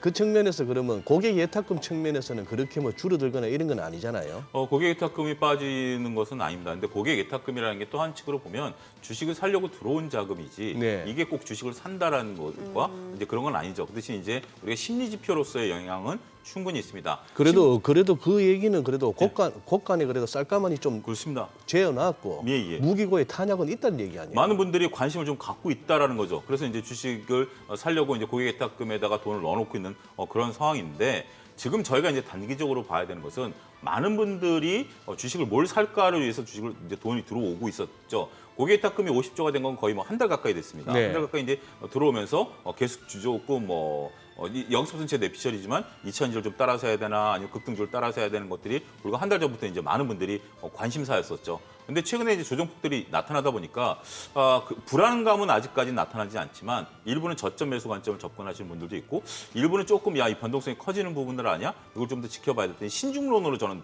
접어들었다라고 보여집니다. 한 달 전만 하더라도 나름대로 공격적이었다라면 이제는 돈은 그대로 있다 하더라도 투자자들의 마음은 좀 신중론으로 바뀐 게 아니겠나. 우리가 올라갈 때는 따라 사고 싶지만 떨어질 때는 좀 더 기다려보자. 이런 심리가 아니겠나 싶습니다. 코스닥 아까 뭐 언급하셨지만 기술적으로 코스닥이 어제 급락으로 인해 가지고 지수 자체가 이제 21선 밑으로 조금 물고 내려오는 거는 좀 우려되는 상황인데 그렇습니다. 혹시 차 소장님께서 혹시 신용잔고 쪽은 혹시 체크해 보셨나요? 신용잔고가 이제 요게 다음 주 화요일쯤 되면 정확한 요거 반영이 될 그래요? 겁니다. 이게 네. 바로바로 신용잔고가 지금 이제 그건 반영이 안 된 거기 네. 때문에 다음 주 화요일 정도나 돼서 제가 다음 주 금요일 날 나올 때는 신용잔고 변화, 반대매 동향 이런 거 좀 체크를 해가지고 말씀드리도록 하겠습니다. 네, 뭐 사실 코스닥이 좀 가려면 2차 전지, 그러니까 포스트 2차 전지라고 하죠. 2차 전지 다음 섹터가 네. 과연 어떤 섹터가 좀 올라올까, 이 주도주 역할을 좀 해줘야 되는데 그게 아직 투자자들 입장에서는 좀 불확실하니까 맞습니다. 이제 선뜻 매수가 쉽지 않단 말이죠. 맞습니다. 이제 예. 우리가 2차 전지 올라갈 때도 포스트 2차 전지를 이제 했었고, 예. 그다음에 이제 2차 전지가 떨어지니까 또 포스트 2차 전지를 좀 하고 있는 거죠. 저는 나름대로 두 가지를 제 나름대로 조금 보고 있습니다. 처음에 이제 포스트 2차 전지를 했을 때만 하더라도 2차 전지가 너무 뜨거웠기 때문에 그런 걸 얘기하기 좀 어려웠습니다만 지금 이제 꼭 이게 그러니까 이제 여기서 이제 포스트라는 단어는 2차 전지만큼 강하겠냐? 라는 부분들은 아니지만 그래도 내가 매매를 해보겠다라면 어디서 매매를 하겠냐라고 하는 게 저희가 이제 얘기했던 베이비몬스터 같은 이제 엔터, 엔터. 엔터가 이제 확실히 실적이 이제 나타날 것으로 보여지기 때문에 예. 이건 이제 두 가지죠. 하나는 이벤트를 만들어내면서 실적을 불러올 수 있는 거니까 단순하게 수주 잔고가 많다라든지 무슨 계약을 했다라는 게 아니라 우리 눈앞에 보면서 실적이 찍히는 거 아니겠습니까? 그렇기 때문에 엔터주들에 대한 어떤 뭐 투자자들의 기대감 높다라고 보고 또 하나는 제약 바이오 섹터 중에 이제 의료 기기들 같은 경우도 요즘 최근에 상당히 다시 또 올라가면서 시장에 좀 관심을 찍는 거죠. 혹시 피부 미용 의료기기 쪽? 피부 미용이라든지 뭐 휴비치라든지 아니면 안과 쪽.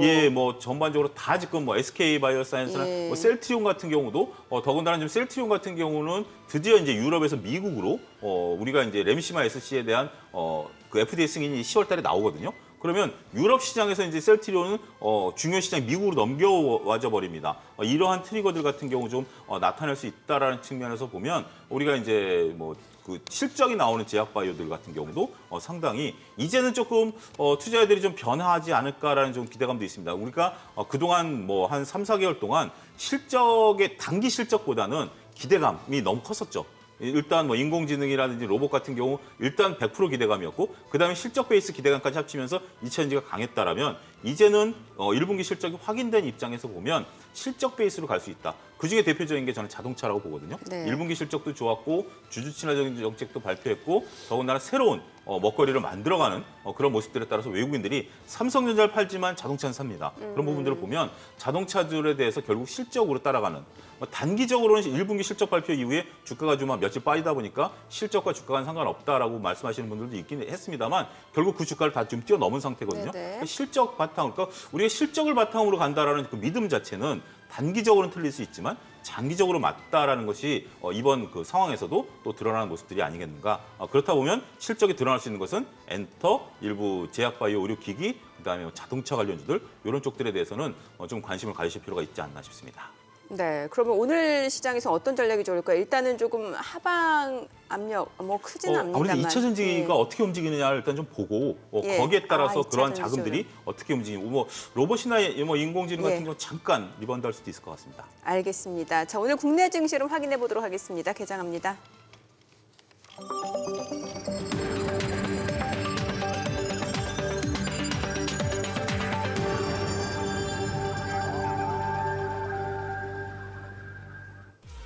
네, 5월 10일 금요일 국내 증시 개장했습니다. 간밤 뉴욕 증시 혼조세로 마무리가 됐고요. PPI 생산자 물가 지수가 발표됐습니다. 뭐 CPI에 이어서 PPI까지도 인플레이션 상승 압력은 다소 둔화되는 것으로 확인이 되고 있고요. 그에 따라 오히려 시장에서는 연내 금리 인하 기대감도 조금씩 가져가는 모습인 것 같습니다.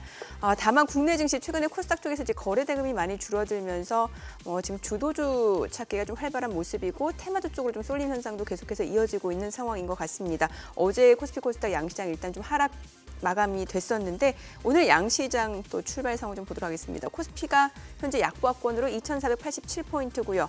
코스닥도 지금 약보합권이죠. 823포인트입니다. 양시장이 일단은 소폭 하락 출발 보여주고 있고요. 시가총액 상위 종목 시초가 보도록 하겠습니다. 삼성전자가 0.6% 떨어집니다. 63,700원이고요. LG에너지솔루션 1% 떨어집니다. 54만 7천원이고요. SK하이닉스 강보합권이죠. 삼성바이오로직스도 소폭 올라갑니다. 78만 4천원. LG화학이 0.58% 상승합니다. 69만 5천원이고요. 삼성 SDI가 0.7% 떨어집니다. 66만 5천원. 삼성전자 우선주 하락이고요. 현대차 0.2% 소폭 떨어집니다. 20만 7,500원. 기아도 소폭 하락 흐름이죠. 8만 9,800원이고 이 가운데 네이버가 0.7% 상승하면서 21만 2천원에 거래되고 있습니다. 코스닥 시가총액 상위 종목 시초가도 보도록 하겠습니다. 에코프로 그룹주들 이제 전 회장이 이제 항소심 원심을 깨고 구속형이 확정이 됐고요. 그에 따라 오너 리스크가 부각이 되면서 좀 주가가 하방 압력 하락을 좀 보여준 상황이었는데 오늘 장에서는 지금 에코프로비엠 지금 보합입니다. 일단 양봉 흐름이 좀 연출이 되고 있고요. 상승 전환을 좀 시도하고 있는 것 같습니다. 에코프로가 1.6% 떨어집니다. 54만 1,000원이고요. 에코프로비엠은 소폭 반등 보여줍니다. 22만 2,500원. 셀트리온 헬스케어 약보합권이고요. LNF는 2% 오히려 강세를 보여줍니다. 23만 9,000원. HLB도 2.9% 상승합니다. 36,800원이고요. 셀트리온 작은 약보합권이죠. 81,300원에 거래되고 있고요. JYP 엔터테인먼트가 2% 강세입니다. 카카오게임즈도 좀 올라가고요. 오스템 임플란트 강보합권이고요. 펄어비스가 1% 약세입니다. 오늘 엔터주들 흐름 좋아요. YG엔터가 7.6% 강세 사흘 연속 상승세에 이어지고 있고요. 71,800원이고요. 증권사에서도 목표 주가 상향 조정하고 있는 상황이고 이제 YG엔터테인먼트에서는 7년 만에 이제 블랙핑크 다음으로 베이비몬스터 멤버를 확정했다는 소식이 전해지고 있고 이에 따라 주가 상승 모멘텀으로 이어지고 있습니다. 하이브도 1.8% 올라갑니다. 28만 2천원에 거래되고 있고요. 오늘 엔터주들 흐름 전반적으로 좋습니다. 지금 시각 9시 2분 지나갑니다. 수급 상황 좀 체크를 해보도록 하겠습니다. 오늘 유가증권 시장에서는 지금 개인 투자자 홀로 순매수입니다. 358억 원 매수 우위고요. 외국인은 259억 원, 기관은 105억 원 순매도를 나타내고 있습니다. 업종별 흐름 좀 보도록 하겠습니다. 오늘 개인 투자자 전기전지에서 집중적으로 매수 보여주고 있고요. 외국인은 뭐 지금 통신업을 제외하고는 대부분의 섹터에서 지금 매도 우위를 나타내고 있는 상황이고 오늘 업종별 흐름 봤을 때는 증권, 통신, 유통 섹터가 좀 소폭 올라갑니다. 코스닥 수급도 확인해 보겠습니다. 코스닥 쪽 개인과 기관이 삽니다. 개인이 329억 원 순매수고요. 기관 81억 원 매수 우위. 이 가운데 외국인은 384억 원 매도 우위를 나타내고 있습니다. 환율 체크해 보겠습니다. 오늘 외환시장 개장 상황입니다. 달러 환율은 지금 4원 70전 상승한 1,331원에 개장이 됐습니다. 지금 뭔가 좀 환율 시장, 외환 시장 보니까 달러가 재차 좀 올라가네요. 예, 네. 우리가 지금 뭐 그동안 봤던 레벨 안에서의 그건 이제 등락인데요. 여전히 뭐 지금 크게 아까 말씀드린 아래쪽 1,310, 위쪽으로 1,340. 그렇다면 위쪽이 조금 더 가까워 보이는 그런 상황 하에서 그래 뭐 특별한 어떤 그 정말 눈이 번쩍 뜨이는 그런 뉴스가 아니면은 지금 막 말씀드린 박스권의 하단과 상단을 갖다가 당장 열기에는 쉽지는 않아 보입니다만 이 지수 흐름도 계속 눈길을 끄네요. 그거 오늘은 키워드 그거 뭐요? 키워드 준비하셨어요? 아니 아까 우리 오프닝 때 봤던 끝날 때까지 끝난 게 아니다. 이거 끝날 때까지 끝난 마음에 게 두셔야 될 아니다. 것 같습니다. 그럼 오후 들어서 좀 변동성이 커질 수도 있다는 커질 건가요? 수도 있겠는데요. 어떤 쪽으로요? 그거 알면 제가 지금 아. 빨리 가서 매매해서 돈 벌죠. 여기 안 계시겠군요. 예. 근데 한 가지 지금 이제 가장 중요한 것은 아무래도 뭐 2차 전지 소재주들이 오늘 어떻게 움직이느냐 맞아요. 얘기죠. 아무래도 네. 어제 변동성이 급격하게 시작이 됐고 오늘 아니 이제 에코프로 좀 올라가나 싶더니 다시 또 떨어져요. 그 지금. 저는 이제 예. 굉장히 이게 좀 나름대로 의미가 좀 있다라고 좀 보여집니다. 제가 이제 지금 짧은 시간입니다만 네. 이제 두 분 말씀하실 때 계속 이 차트를 좀 예, 일분봉을 예, 갖고 갔습니다. 예. 일분봉을 가면서 에코프로 같은 경우 이제 한 3% 정도 잠깐 밀렸을 때 막 그 매수세가 좀 들어오면서 끌어올리려고 했습니다만 결국 보합까지밖에 못 끌어올렸다라는 거죠. 3% 정도 변동성이면 트레이딩하기는 좀 어려운 거고 이렇게 노력을 하고 있음에도 불구하고 지금 거래량 분출하고 있습니다.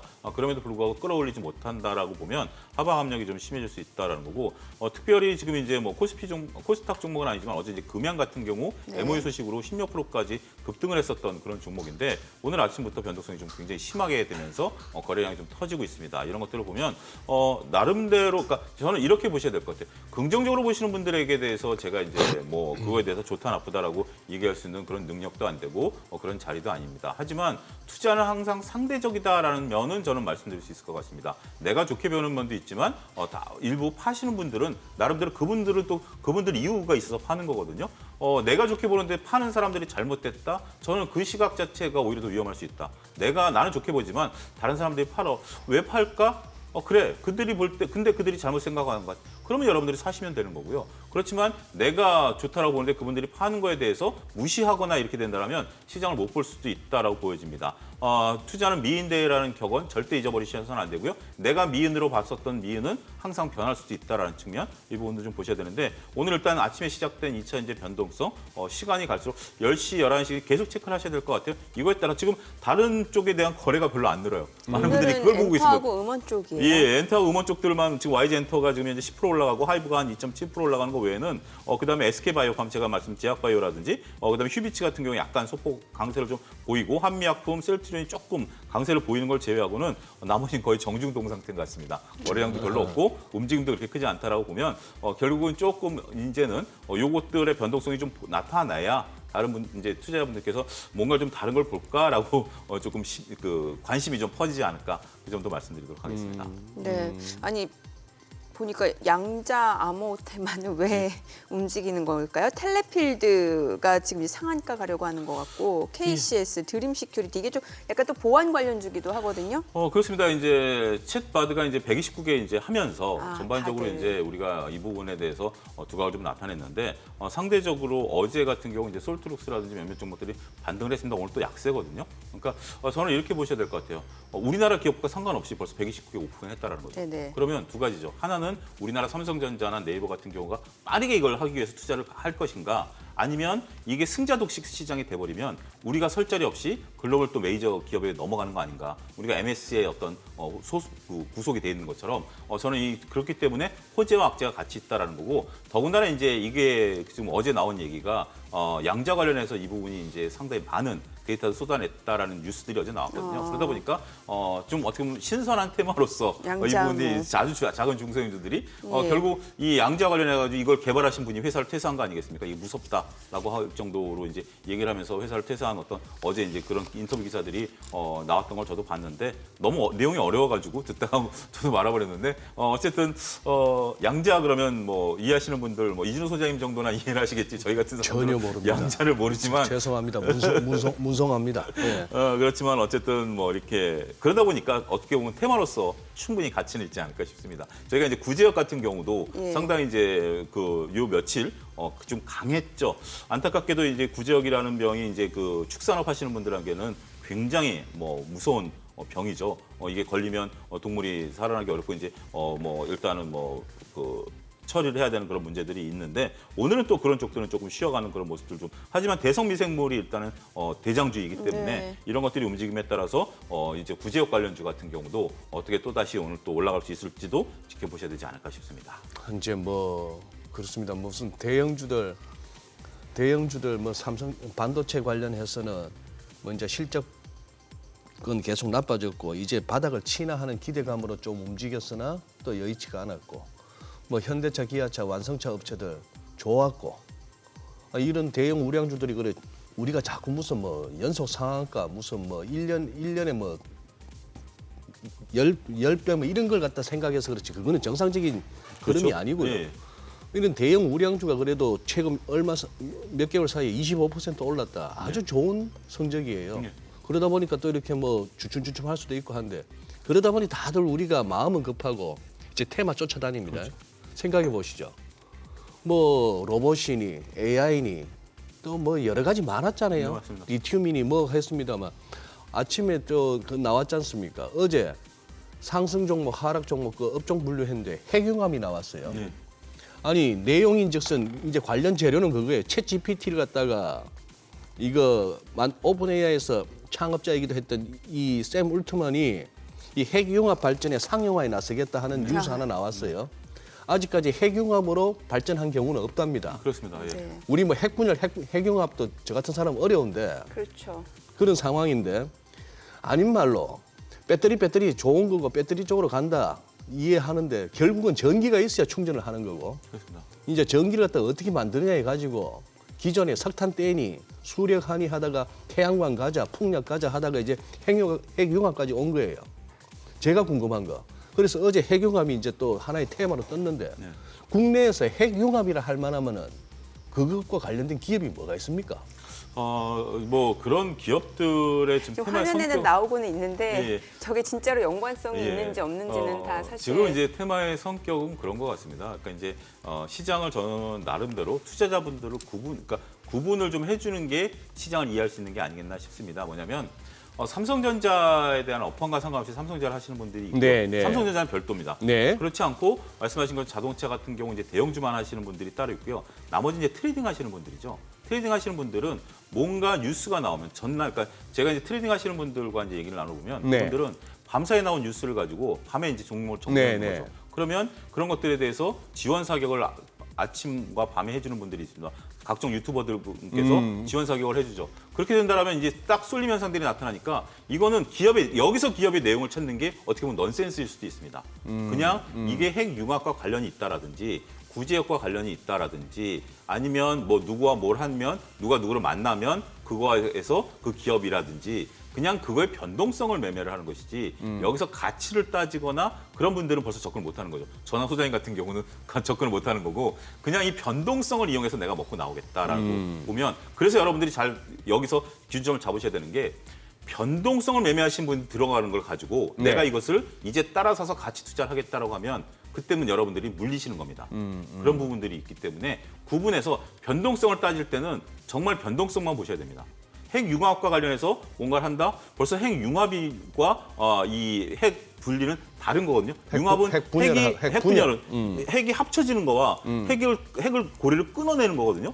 그 사이만 하더라도 벌써 몇 시간 강의거리는 되겠죠. 근데 그걸 가지고 이제 여러분들이 막 뒤져서 찾는다? 그거보다는 변동성이다라고 말씀드릴 수밖에 없을 것 같습니다. 아니 오늘 자동차 부품주 내에서 지금 우수 AMS 이건 사실 전기차 관련주 경량화 테마가 또 지금 뜨고 있습니다. 그러니까 이제, 오늘 지금 뭐 지금 정적 발동 걸린 상황이고 워낙 급등을 보였기 때문에 그리고 이제 뭐 대표적 자동차 부품주 내에서는 성우하이텍 최근에 계속 흐름 좋았고요. 그러니까 이제 소장님 말씀하신 것처럼 2차 전지를 이제 쓰는데 2차 전지를 이제 전원이 무엇이냐라고 하면 이걸 이제 자동차에 넣어야 되는데 네. 그러면 자동차가 경량화돼야 되는 거 아니야? 근데 이게 또 엊그제부터 뜨기 시작한 또 소위 경량화 테마입니다. 그래서 부품주들이 이제 올라가기 시작했던 거죠. 그래서 이것도 어떻게 보면 지금은 시장에 굉장히 중요한 어떤 그 에너지 자체가 전기차와 관련된 것들, 전기와 관련된 그러니까 전기차 소재, 배터리와 관련된 것들이 점점 시장을 한번 싹 돌면서 테마를 형성하고 있다. 이런 측면을 이해하셔야 될 것 같습니다. 경량화는 우리가 볼 때는 이론적으로 보면 상당히 조금 어렵죠. 왜냐하면 기술 개발을 한다 하더라도 자동차 업계에서 이것을 사용하려면 품질 테스트라든지 다양한 모델 변형까지 해야 되는 부분들이죠. 장기적으로 보면 맞습니다. 하지만 단기적으로 움직일 만한 요소는 아니지만 현재 지금 하나의 또 테마가 형성됐다. 그런 관점은 이해가 필요하지 않을까 싶습니다. 자동차가 움직이면 자동차 부품주도 얘기도 하고 하는데 그래서 뭐 오늘 부품주가 좀 움직여요. 서현이와 더군다나 이제 화신전공. 똑같은 이제 또 하나의 카테고리가 되겠죠. 전반적으로 봤을 때 국내와 인도의 이제 현대기아차가 진입한다라고 보면 그런 것들에 대한 선반영. 더군다나 지금 테마가 뚜렷하지 않은 시장에서 테마가 많고 움직일 것들이 많다라면 이런 것들이 좀 묻힐 수는 있긴 하겠습니다만 그게 이제 경량화 시동을 좀 걸어주면서 그다음에 이제 투자에 대한 아이디어 이런 것이 된다라면 나름대로 이것도 조금 덜 변동성을 보시는 분들 입장에서 보면 충분히 매력도는 있을 수 있다. 어떻게 보면 좀 저는 좀 이런 표현을 좀 드리고 싶어요. 우리가 일주일 내내 짜장면 먹다가 다음 주에 또 짜장면 먹으려면 싫잖아요. 일주일 내내 짜장면 먹었으면 좀 짬뽕도 먹고 다른 걸 좀 먹어야 되는 것처럼 지금은 2차 전지만 너무 끌고 오다 보니까 질리신 분들이 딴 걸 볼 수도 있는 거죠. 저는 그 부분도 그러니까 재료의 신선도라고 본다라면 이건 조금 뭐 다음 주 초반까지는 갈 가능성이 있다고 봐야 될 것 같습니다. 우리 정민 앵커는 워낙 손이 빠르시니까 화장품은 어때요? 오늘 화장품이요? 오늘은 그렇게 일부 종목은 괜찮아요. 그러니까 최근에 뭐 코스메카 코리아 이거는 뭐 실적 기반으로 좀 올라가긴 하는데 그런 종목을 빼고는 오늘 또 뭐 화장품 코스메카 코리아는 7% 올라가고 아모레퍼시픽이 좀 올라가고 그밖에 종목들은 좀 떨어지고. 네, 이제 여쭤본 이유가 예. 뭐 저희 SBS 비즈뿐만 아니라 또 저희 채널은 조금 뭐 성격은 다릅니다만 어쨌거나 경제 채널과 유튜브가 얼마나 많습니까? 네. 비슷하거든요. 네. 그날 나오는 얘기들이 다 비슷해요. 네. 화장품 얘기하면 아침부터 저녁까지 화장품이고 네. 2차 전지 얘기했으면 몇 주 동안 2차 전지만 얘기하는데 오늘은 엔터겠죠. 그러니까 제가 이제 이걸 한번 시청자 여러분들하고 체크하고 싶었던 거는 대한민국의 K 증시에서 이 테마로 먹고 사는 이 K 증시에서 이 테마의 수명이 궁금한 거예요. 그 어떤 파워 어느 정도 가는가? 뭐가 언급됐을 때 한 3, 4일은 가는가? 여기 뭐 하루 이틀짜리인가? 그걸 갖다 좀 파악하면서 갔으면 싶어가지고. 그거는 조금 저는 좀 약간의 시각을 좀 비틀어서 보면 정말 이게 새롭고 꿈을 먹고 살 수 있고 미래를 바꿀 것이다라는 테마가 좀 길게 간다라고 봅니다. 인공지능이라든지 로봇이라든지 2차전지 같은 테마가 길게 갔지만 지금 이제 이 화장품이 올라간 건 색조가 올랐거든요. 기초가 올라간 게 아니고요, 소장님. 색조가 올랐습니다. 색조는 색조. 우리 여기 색을 입히는 예, 거, 예. 로션이 아니고 이제 색을 입히는 건데. 기초하고 색조 정도는 구분합니다. 아, 예, 죄송합니다. 그러니까 이제 많은 분들이 모르실까봐 이게 여성분들이 화장은 두 가지거든요. 기초와 색조인데 색조가 올랐는데 색조기 실적이 좋았어요. 그리고 탈중국이었어요. 그러니까 네. 실적 베이스로 가는 건 수명이 좀 짧습니다. 이건 다음 실적까지는 기다려줘야 되기 때문에. 그리고 리오프닝과 관련해서 색조들에 대한 어떤 것들은 이미 우리가 그냥 쉽게 얘기할 수 있는 거잖아요. 폐기가 말어? 모르지. 이거 미래를 바꿀 거야. 그래? 라고 되지만 색조 화장품 많이 그래 알았어. 이걸로 끝나는 거죠. 그러니까 이 재료의 소명을 보면 이게 얼마만큼 드라마틱하게 우리의 꿈을 먹어줄 수 있느냐 하면 오래 가지만 단순하게 다 알고 있는 실적 베이스다라고 하면 오히려 수명이 짧아지지 않을까. 네. 제가 나름대로 그 말씀은 그렇습니다. 예, 이해가 되네요. 참 됩니다. 네. 네, 알겠습니다. 오늘 내용 잘 들었습니다. 네. 고맙습니다. 고맙습니다.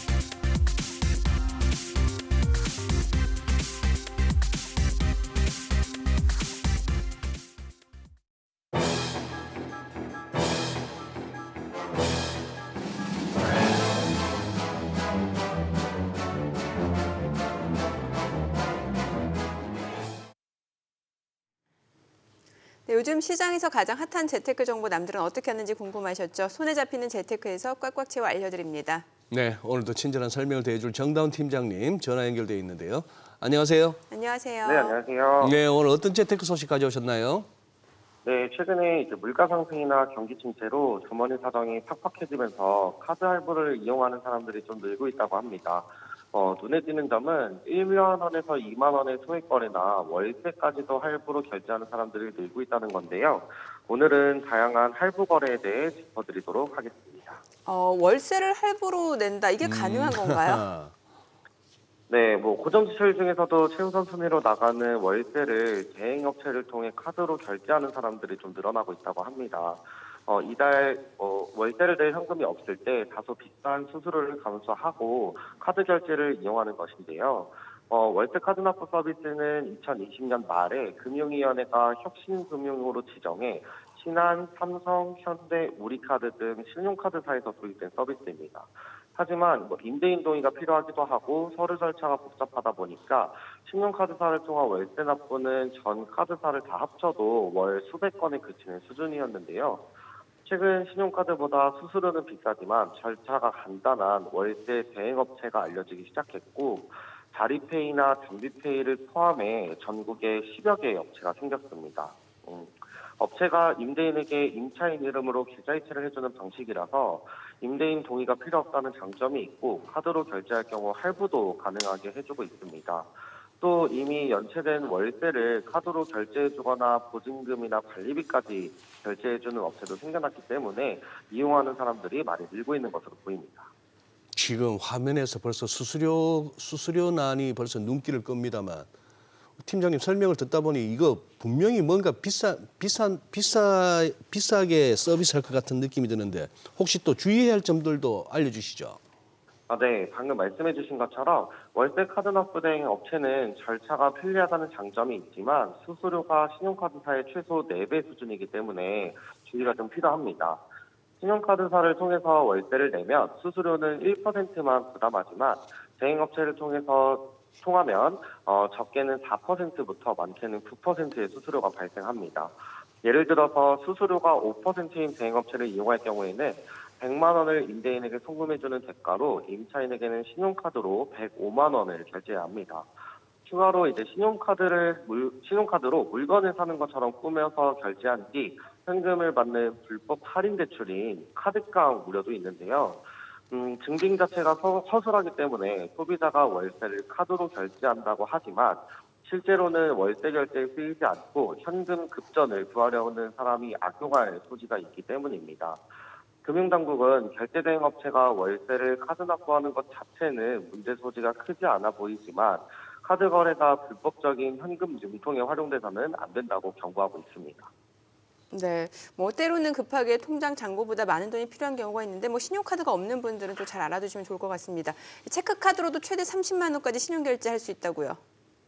네, 그렇습니다. 체크카드에 신용카드 기능을 부여한 하이브리드 체크카드를 이용하면 되는데요. 하이브리드 체크카드는 은행 잔고가 부족하거나 은행이 정산 중일 때에는 신용한도를 통해 결제할 수 있어서 체크카드의 약점을 보완한 기능입니다. 과소비가 우려돼서 체크카드 사용은 부담스럽지만 현금이 부족한 사람들이 많이 이용하고 있는데요. 사용하고 있는 체크카드에 소액 신용 서비스를 신청하면 이용 가능합니다. 하이브리드 체크카드는 지난 2012년에 출시된 뒤에 확산되었다가 좀 잠잠해졌었는데요. 요즘 이제 고금리, 고물가, 고환율의 3고 시대에 지갑을 열기 부담스러운 소비자들의 입장과 리스크를 관리해야 하는 카드사들의 입장이 맞아 떨어지면서 다시 한번 주목받게 되고 다양한 기능이 결합된 카드가 출시되고 있습니다.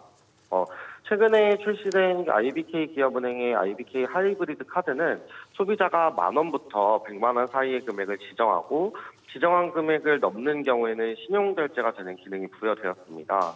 그리고 현대카드 M 하이브리드의 경우에는 월 사용하기에 따라 0.5% 혹은 1%의 금액이 현금처럼 사용 가능한 M포인트로 적립이 됩니다. 광주은행에서 출시된 듀얼카드는 기본형과 잔액 지정형 중에 고객의 소비 습관에 따라 기능을 선택할 수 있게 출시되기도 했는데요. 단점이라고 한다면 소액 신용 서비스 기능은 신용과 상관없이 최대 30만 원까지만 한도가 주어지기 때문에 잔고보다 지나치게 큰 소비는 어렵습니다. 하지만 이제 이 지나치게 큰 소비를 막아준다는 점에서는 장점으로 꼽히기도 합니다. 네. 그리고 우리가 이제 할부 결제 이게 기본적으로 5만 원 이상은 써야 가능한가 아닌가 이렇게 알고 계시는 분들이 많을 텐데 이 만 원도 할부 결제가 된다고 하는데 그 내용도 좀 알려주시죠. 네, 최근에 이제 경기 침체로 소액건도 할부로 결제하는 건이 많이 늘어나고 있는데요. 한국은행 경제통계 시스템에 따르면 개인 신용카드 할부 거래는 지난해 8월부터 5개월 연속 4천만 건 이상을 유지하고 있다고 합니다. 지난해 8월 4,045만 건으로 4천만 건을 돌파한 이후 10월엔 4,296만 5천 건으로 관련 통계를 내기 시작한 2003년 이후 최고치를 찍었습니다. 대부분의 카드사는 말씀해 주셨던 것처럼 5만 원 이상 거래에 대해 무이자 할부 서비스를 제공을 했었는데 소액 할부족을 겨냥해서 현대카드는 일부 가맹점에 대해 1만 원 이상 거래를 3개월 무이자로 해주고 있고 롯데카드 로카 나누기 카드를 통해 3만 원 이상 결제권에 대해 최대 6개월까지 나누기 혜택을 제공하고 있습니다. 로카 나누기 혜택은 카드를 통해 결제한 일시불 이용 금액을 롯데카드 디지로카 앱을 통해 납부 개월수를 변경하고 추가 수수료 없이 나누어 납부할 수 있는 혜택인데요. 카드 결제 시 별도로 할부를 요청할 필요가 없고 일시불로만 결제 가능한 해외 이용 금액까지 나눠낼 수 있어서 최근에 인기를 끌고 있습니다. 네, 내용 잘 들었습니다. 고맙습니다. 최신 부동산 동향을 알아보는 하우머니 시간입니다. 이번 주 역시 아파트 부실공사 논란에 이어서 집값 반등까지 바람잘 날이 없었는데요. 네, 오늘은 윤석열 정부 출범 1주년 부동산 시장 평가와 함께 한 주를 뜨겁게 달군 부동산 핫 이슈를 살펴보겠습니다. 송성현 도시화경제 대표 나오셨습니다. 안녕하세요. 네, 어서 오세요. 안녕하세요. 네, 대표님 2주 만에 뵙네요. 네, 2주 만에 뵙습니다. 자, 지금 윤석열 정부 이제 들어선 지 이제 1년. 네. 이렇게 여론조사에서 그동안 잘했던 정책도 못했던 정책도 전부 다 부동산이 꼽히더라고요. 네. 네, 어떻게 평가해야 될까요? 우선 그 전문가들 평가들을 네. 들어보면은 규제를 좀 과감하게 완화를 하고 있다라는 그 평가들이 있어요. 근데 뭐 물론 그 과감하다는 표현 안에서는 더 풀어야 된다 또는 이 속도가 좀 느리다라는 뭐 이야기들도 하고 있겠지만 그래도 전반적으로 봤을 때는 이 부동산 시장의 그 안정화에 좀 기여를 했고 또 경착륙에 대한 우려를 일정 부분 막았다라는 평가들이 있고요. 그 외적으로 보면은 뭐 여러 가지 경제 정책도 있긴 하겠지만 뭐 저출산하고 고령화 뭐 요 문제들도 같이 있더라고요. 그게 주택 시장하고도 연동성을 같이 한번 살펴봐야 되는데 최근 들어서 뭐 출산율이 한 0.78명 정도 되잖아요. 그 출산을 안 하는 이유 중에 하나가 또 주택 가격이란 말이에요. 네. 또 그 주택의 가격이 높다 보면 아무래도 아이를 좀 적게 낳고 출산을 안 하게 되면은 뭐 복지에 대한 재정이 커지고 또 경기 침체가 이어지면서 주택 가격에 영향을 끼칠 수밖에 없거든요. 그래서 그런 부분들도 같이 한번 살펴봐야 될 것 같고요. 뭐 제가 보는 전체적인 그 평가로 본다라면은 일단은 소득세법 시행령 완화를 해서 다주택자가 최대한 75% 정도 됐던 중과 세율이 있거든요. 이게 최고 한 45% 정도로 낮췄어요. 그래서 거래 활성화에는 좀 기반을 좀 다졌다라고 볼 수 있을 것 같아요. 시행령이 개정되고 한 이틀 만에 서울에 있는 아파트 물량 자체가 한 4% 정도 늘어났었거든요. 네. 한때 그 물량이 적어서 시중에 있는 유통되는 공급 물량들이 적어서 주택 가격이 올랐다라는 평가들이 있는데 이런 부분들이 조금 개선이 돼서 물량들을 확대를 했다라고 보여지고요.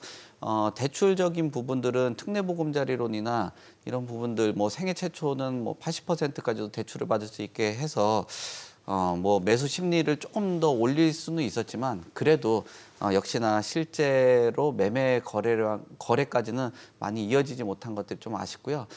그다음에 지금 내년에 공공임대주택에 대한 예산 지금 나오고 있잖아요. 25.1% 정도 나왔는데 이 부분도 좀 삭감이 어려워요.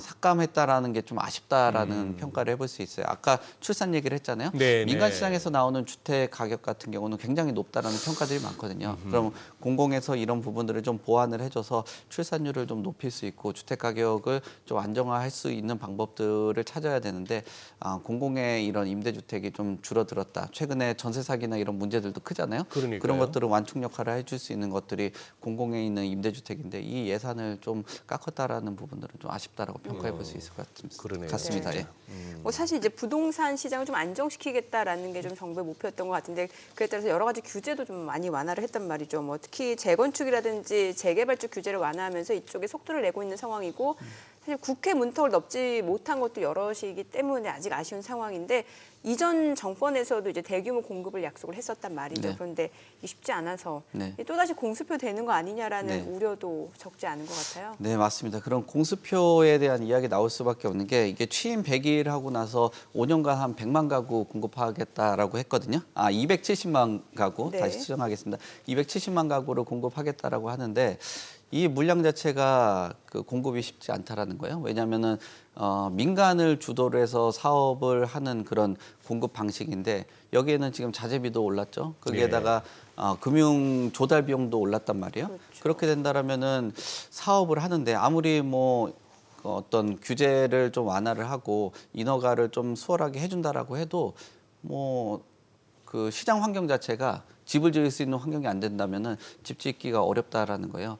근데 이것을 계속적으로 그러면은 집을 많이 지을 수 있는 환경을 만들어주는 게 올해라고 봤을 때는 저는 그렇게 보기는 어려워요. 왜냐하면은 지금 공급 물량도 조절해 줄 필요가 있거든요. 왜냐하면 지금 미분양 추이가 최근 들어서 조금 조절은 되긴 했는데 뭐 지방권 같은 경우는 공급 물량의 미분양의 그 공급 물량도 잘 줄어들지가 않고 악성 미분양은 증가하고 있는 상황이란 말이에요. 여기서 근데 지금 몇 년 동안의 집값이 공급 부족에 대한 의견도 있지만 수요가 그 저금리 유동성 때문에 수요가 늘어서 주택 가격이 올랐다라는 평가들도 많거든요. 그럼 여기 미분양이 계속 늘어나고 주택 경기가 회복되지 않는 상황에서 계속 공급을 쏟아붓게 된다라면은 이거는 자칫 잘못하면 뭐 그 270만 호의 목표 달성을 위해서 시장 전체가 침체될 수도 있다라고 볼 수 있습니다. 그리고 민간이라는 곳은 뭐 돈이 되지 않으면 사업을 안 하거든요. 안 움직이죠. 네. 네. 근데 이거 지금 돈 안 된다고 사업 안 된다고 계속 사업하라고 부채질하는 거 이 사람들을 낭떠러지를 오히려 떨어뜨릴 수 있는 거기 때문에 그냥 그 일정 부분 아까 예산 삭감한 거 말씀드렸잖아요. 공공부문에서 이런 공급 물량들을 좀 확보를 해주고 민간에서는 사업 환경이 좀 더 원활해지면은 자연스럽게 또 공급은 일어날 겁니다. 네. 우리가 왜 질환, 병도 급성이 있고 만성이 있지 않습니까? 네. 예. 아닌 말로 뭐 걸어가다 뛰다가 이렇게 넘어져서 무릎 팍 까인 거는 그냥 소독약 바르고 이렇게 시간 지나면 돼요.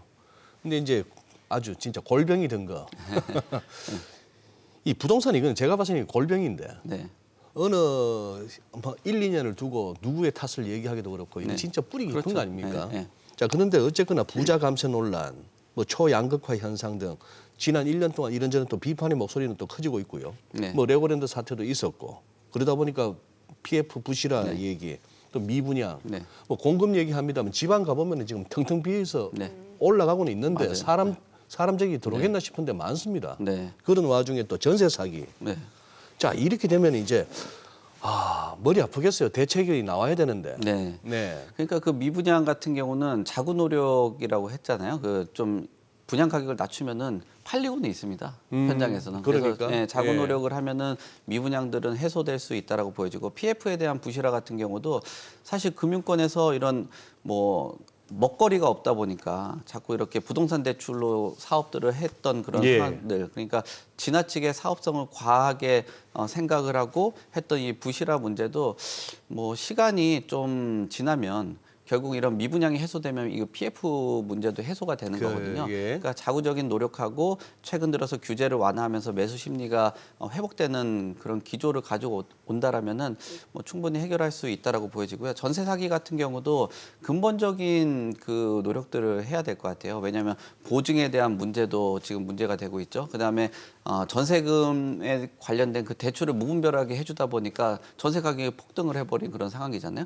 그런 부분들도 계속적으로 점진적으로 좀 축소를 해 나가야지 이런 전세 가격의 거품도 꺼질 수 있다라고 보여지기 때문에 이런 뭐 사실상 빠른 대책을 시장에서는 원하긴 하겠지만 시장에서 기본적으로 자정작용을 하는 그런 과정을 보고 너무 지나치게 빠르게 개입을 한다라면은 오히려 부작용들이 생길 수 있기 때문에 그런 부분들은 아마 정부도 인지를 하고 시기 조절을 하지 않나 뭐 그렇게 보고 있습니다. 네.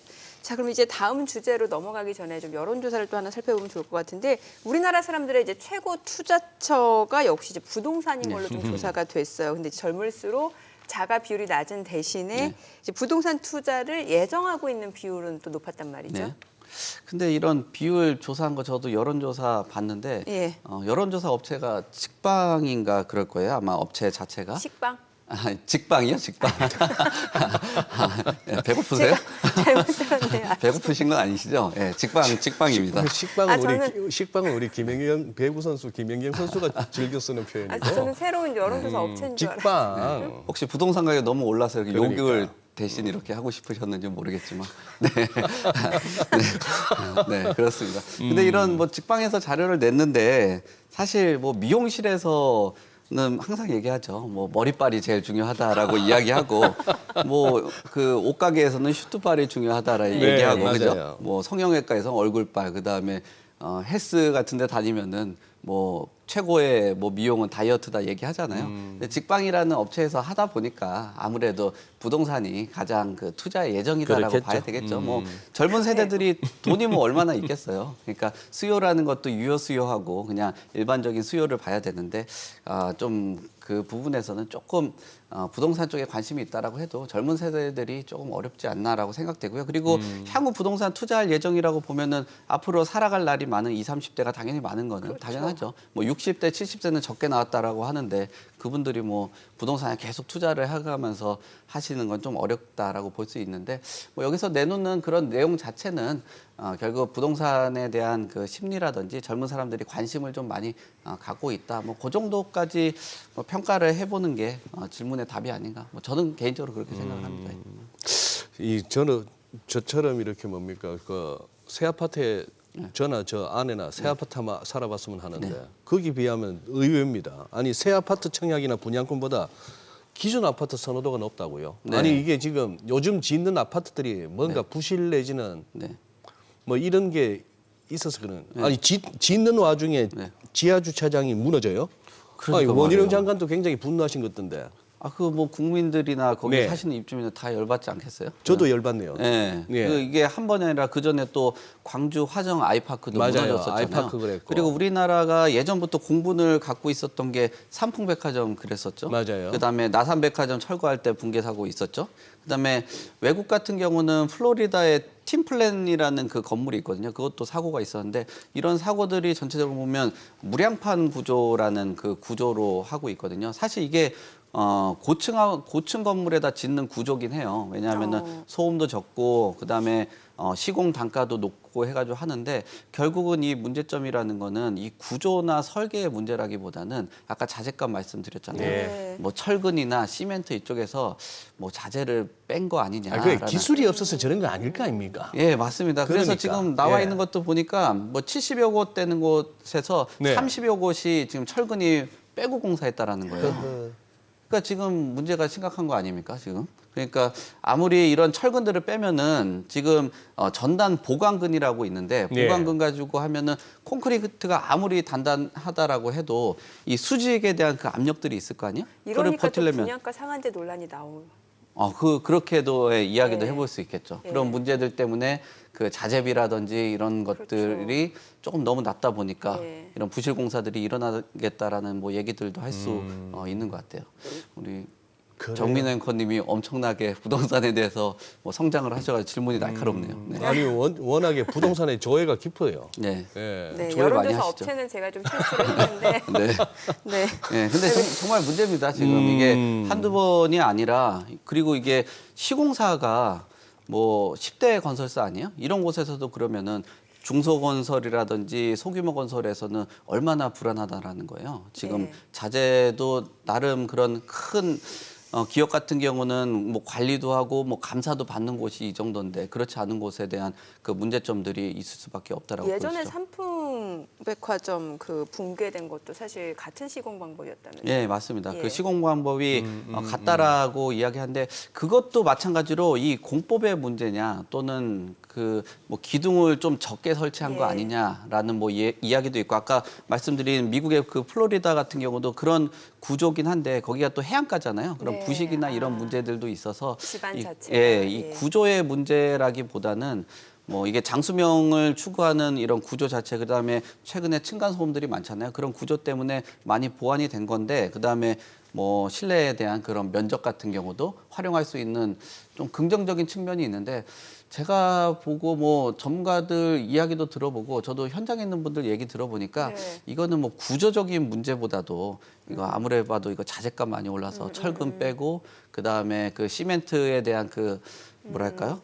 뭐 강도 이런 것들이 약해서 무너진 거 아니냐 뭐 그런 양생에 있어서 그렇죠. 예, 그렇게 봅니다. 왜냐하면 그 양생 과정이나 그게 시간이 걸리거든요. 그렇죠. 걸리면은 거기에 또 금융비가 하루하루 돈이 들어가잖아요. 공기를 맞추려면 또 비용이 소모되니까. 네. 건설사에서 나오신 것 같은 아주 해박한 지식을 가지고 맞습니다. 아니 그러니까 좀 전에 우리 정민 앵커께서 뭐 예를 들어 자재값은 오르고 인건비도 구하고 사람 구하기도 힘든 와중에 분양가 상한제 이렇게 하면은 또 건설사나 이런 쪽에서의 애로사항도 얘기는 하셨습니다만 그래요. 이제 다양한 시각이죠. 우리는 공분하는 거고 소비자 입장에서는 또 공급자 입장에서 이런 애로가 있다 또 합니다만 그래도 그렇지. 아니 가끔씩 보면은 그래도 뭐 분양가에서 분양 안 되니까 뭐 한 30% 심지어 반값도 이렇게 장사하면서 안 남는데 팔겠습니까? 예, 맞습니다. 그리고 높다는 건 인정해야 되겠고. 그리고 또 최근에 뭐 충북에서 민간 임대 아파트 보면 부실 논란이 있고 그 뭐 그랬잖아요. 그냥 사세요라고. 뭐 부실 갖고 자꾸 따지지만 그냥 사세요까지 해서 또 이제 입주민들이나 뉴스를 듣는 우리 국민들도 염장을 질렀는데 지금 좀 그래도 그렇지 좀. 아니 근데 저희가 좀 마칠 시간이 됐는데 이거 다음 시간이 좀 길어야 될 것 같은데 오늘 사실 못한 질문이 많아요. 다음 금요일에 저희가 좀 더 깊이 있게 좀 들어보도록 하겠습니다. 화만 내다 끝났네요 오늘. 그러네요. 진짜 화만 내다가 좀 그렇게 됐습니다. 네. 죄송하게 되었습니다. 다음 편을 좀 저희 기대해 봐야 될 것 같습니다. 네. 내용 잘 들었습니다. 고맙습니다. 감사합니다. 고맙습니다. 네. 네, 오늘 저희 방송 중에 전해드린 내용과 관련해서 모든 투자 판단의 책임은 투자자분들께 있다는 점 다시 한번 알려드립니다. 네, 오늘 시장 진짜 끝까지 한번 지켜보셔야 될 그런 상황 같습니다. 네, 백분머니쇼 오늘은 여기서 인사드리겠습니다. 저희는 다음 주 월요일 오전 8시에 다시 찾아뵙겠습니다. 고맙습니다.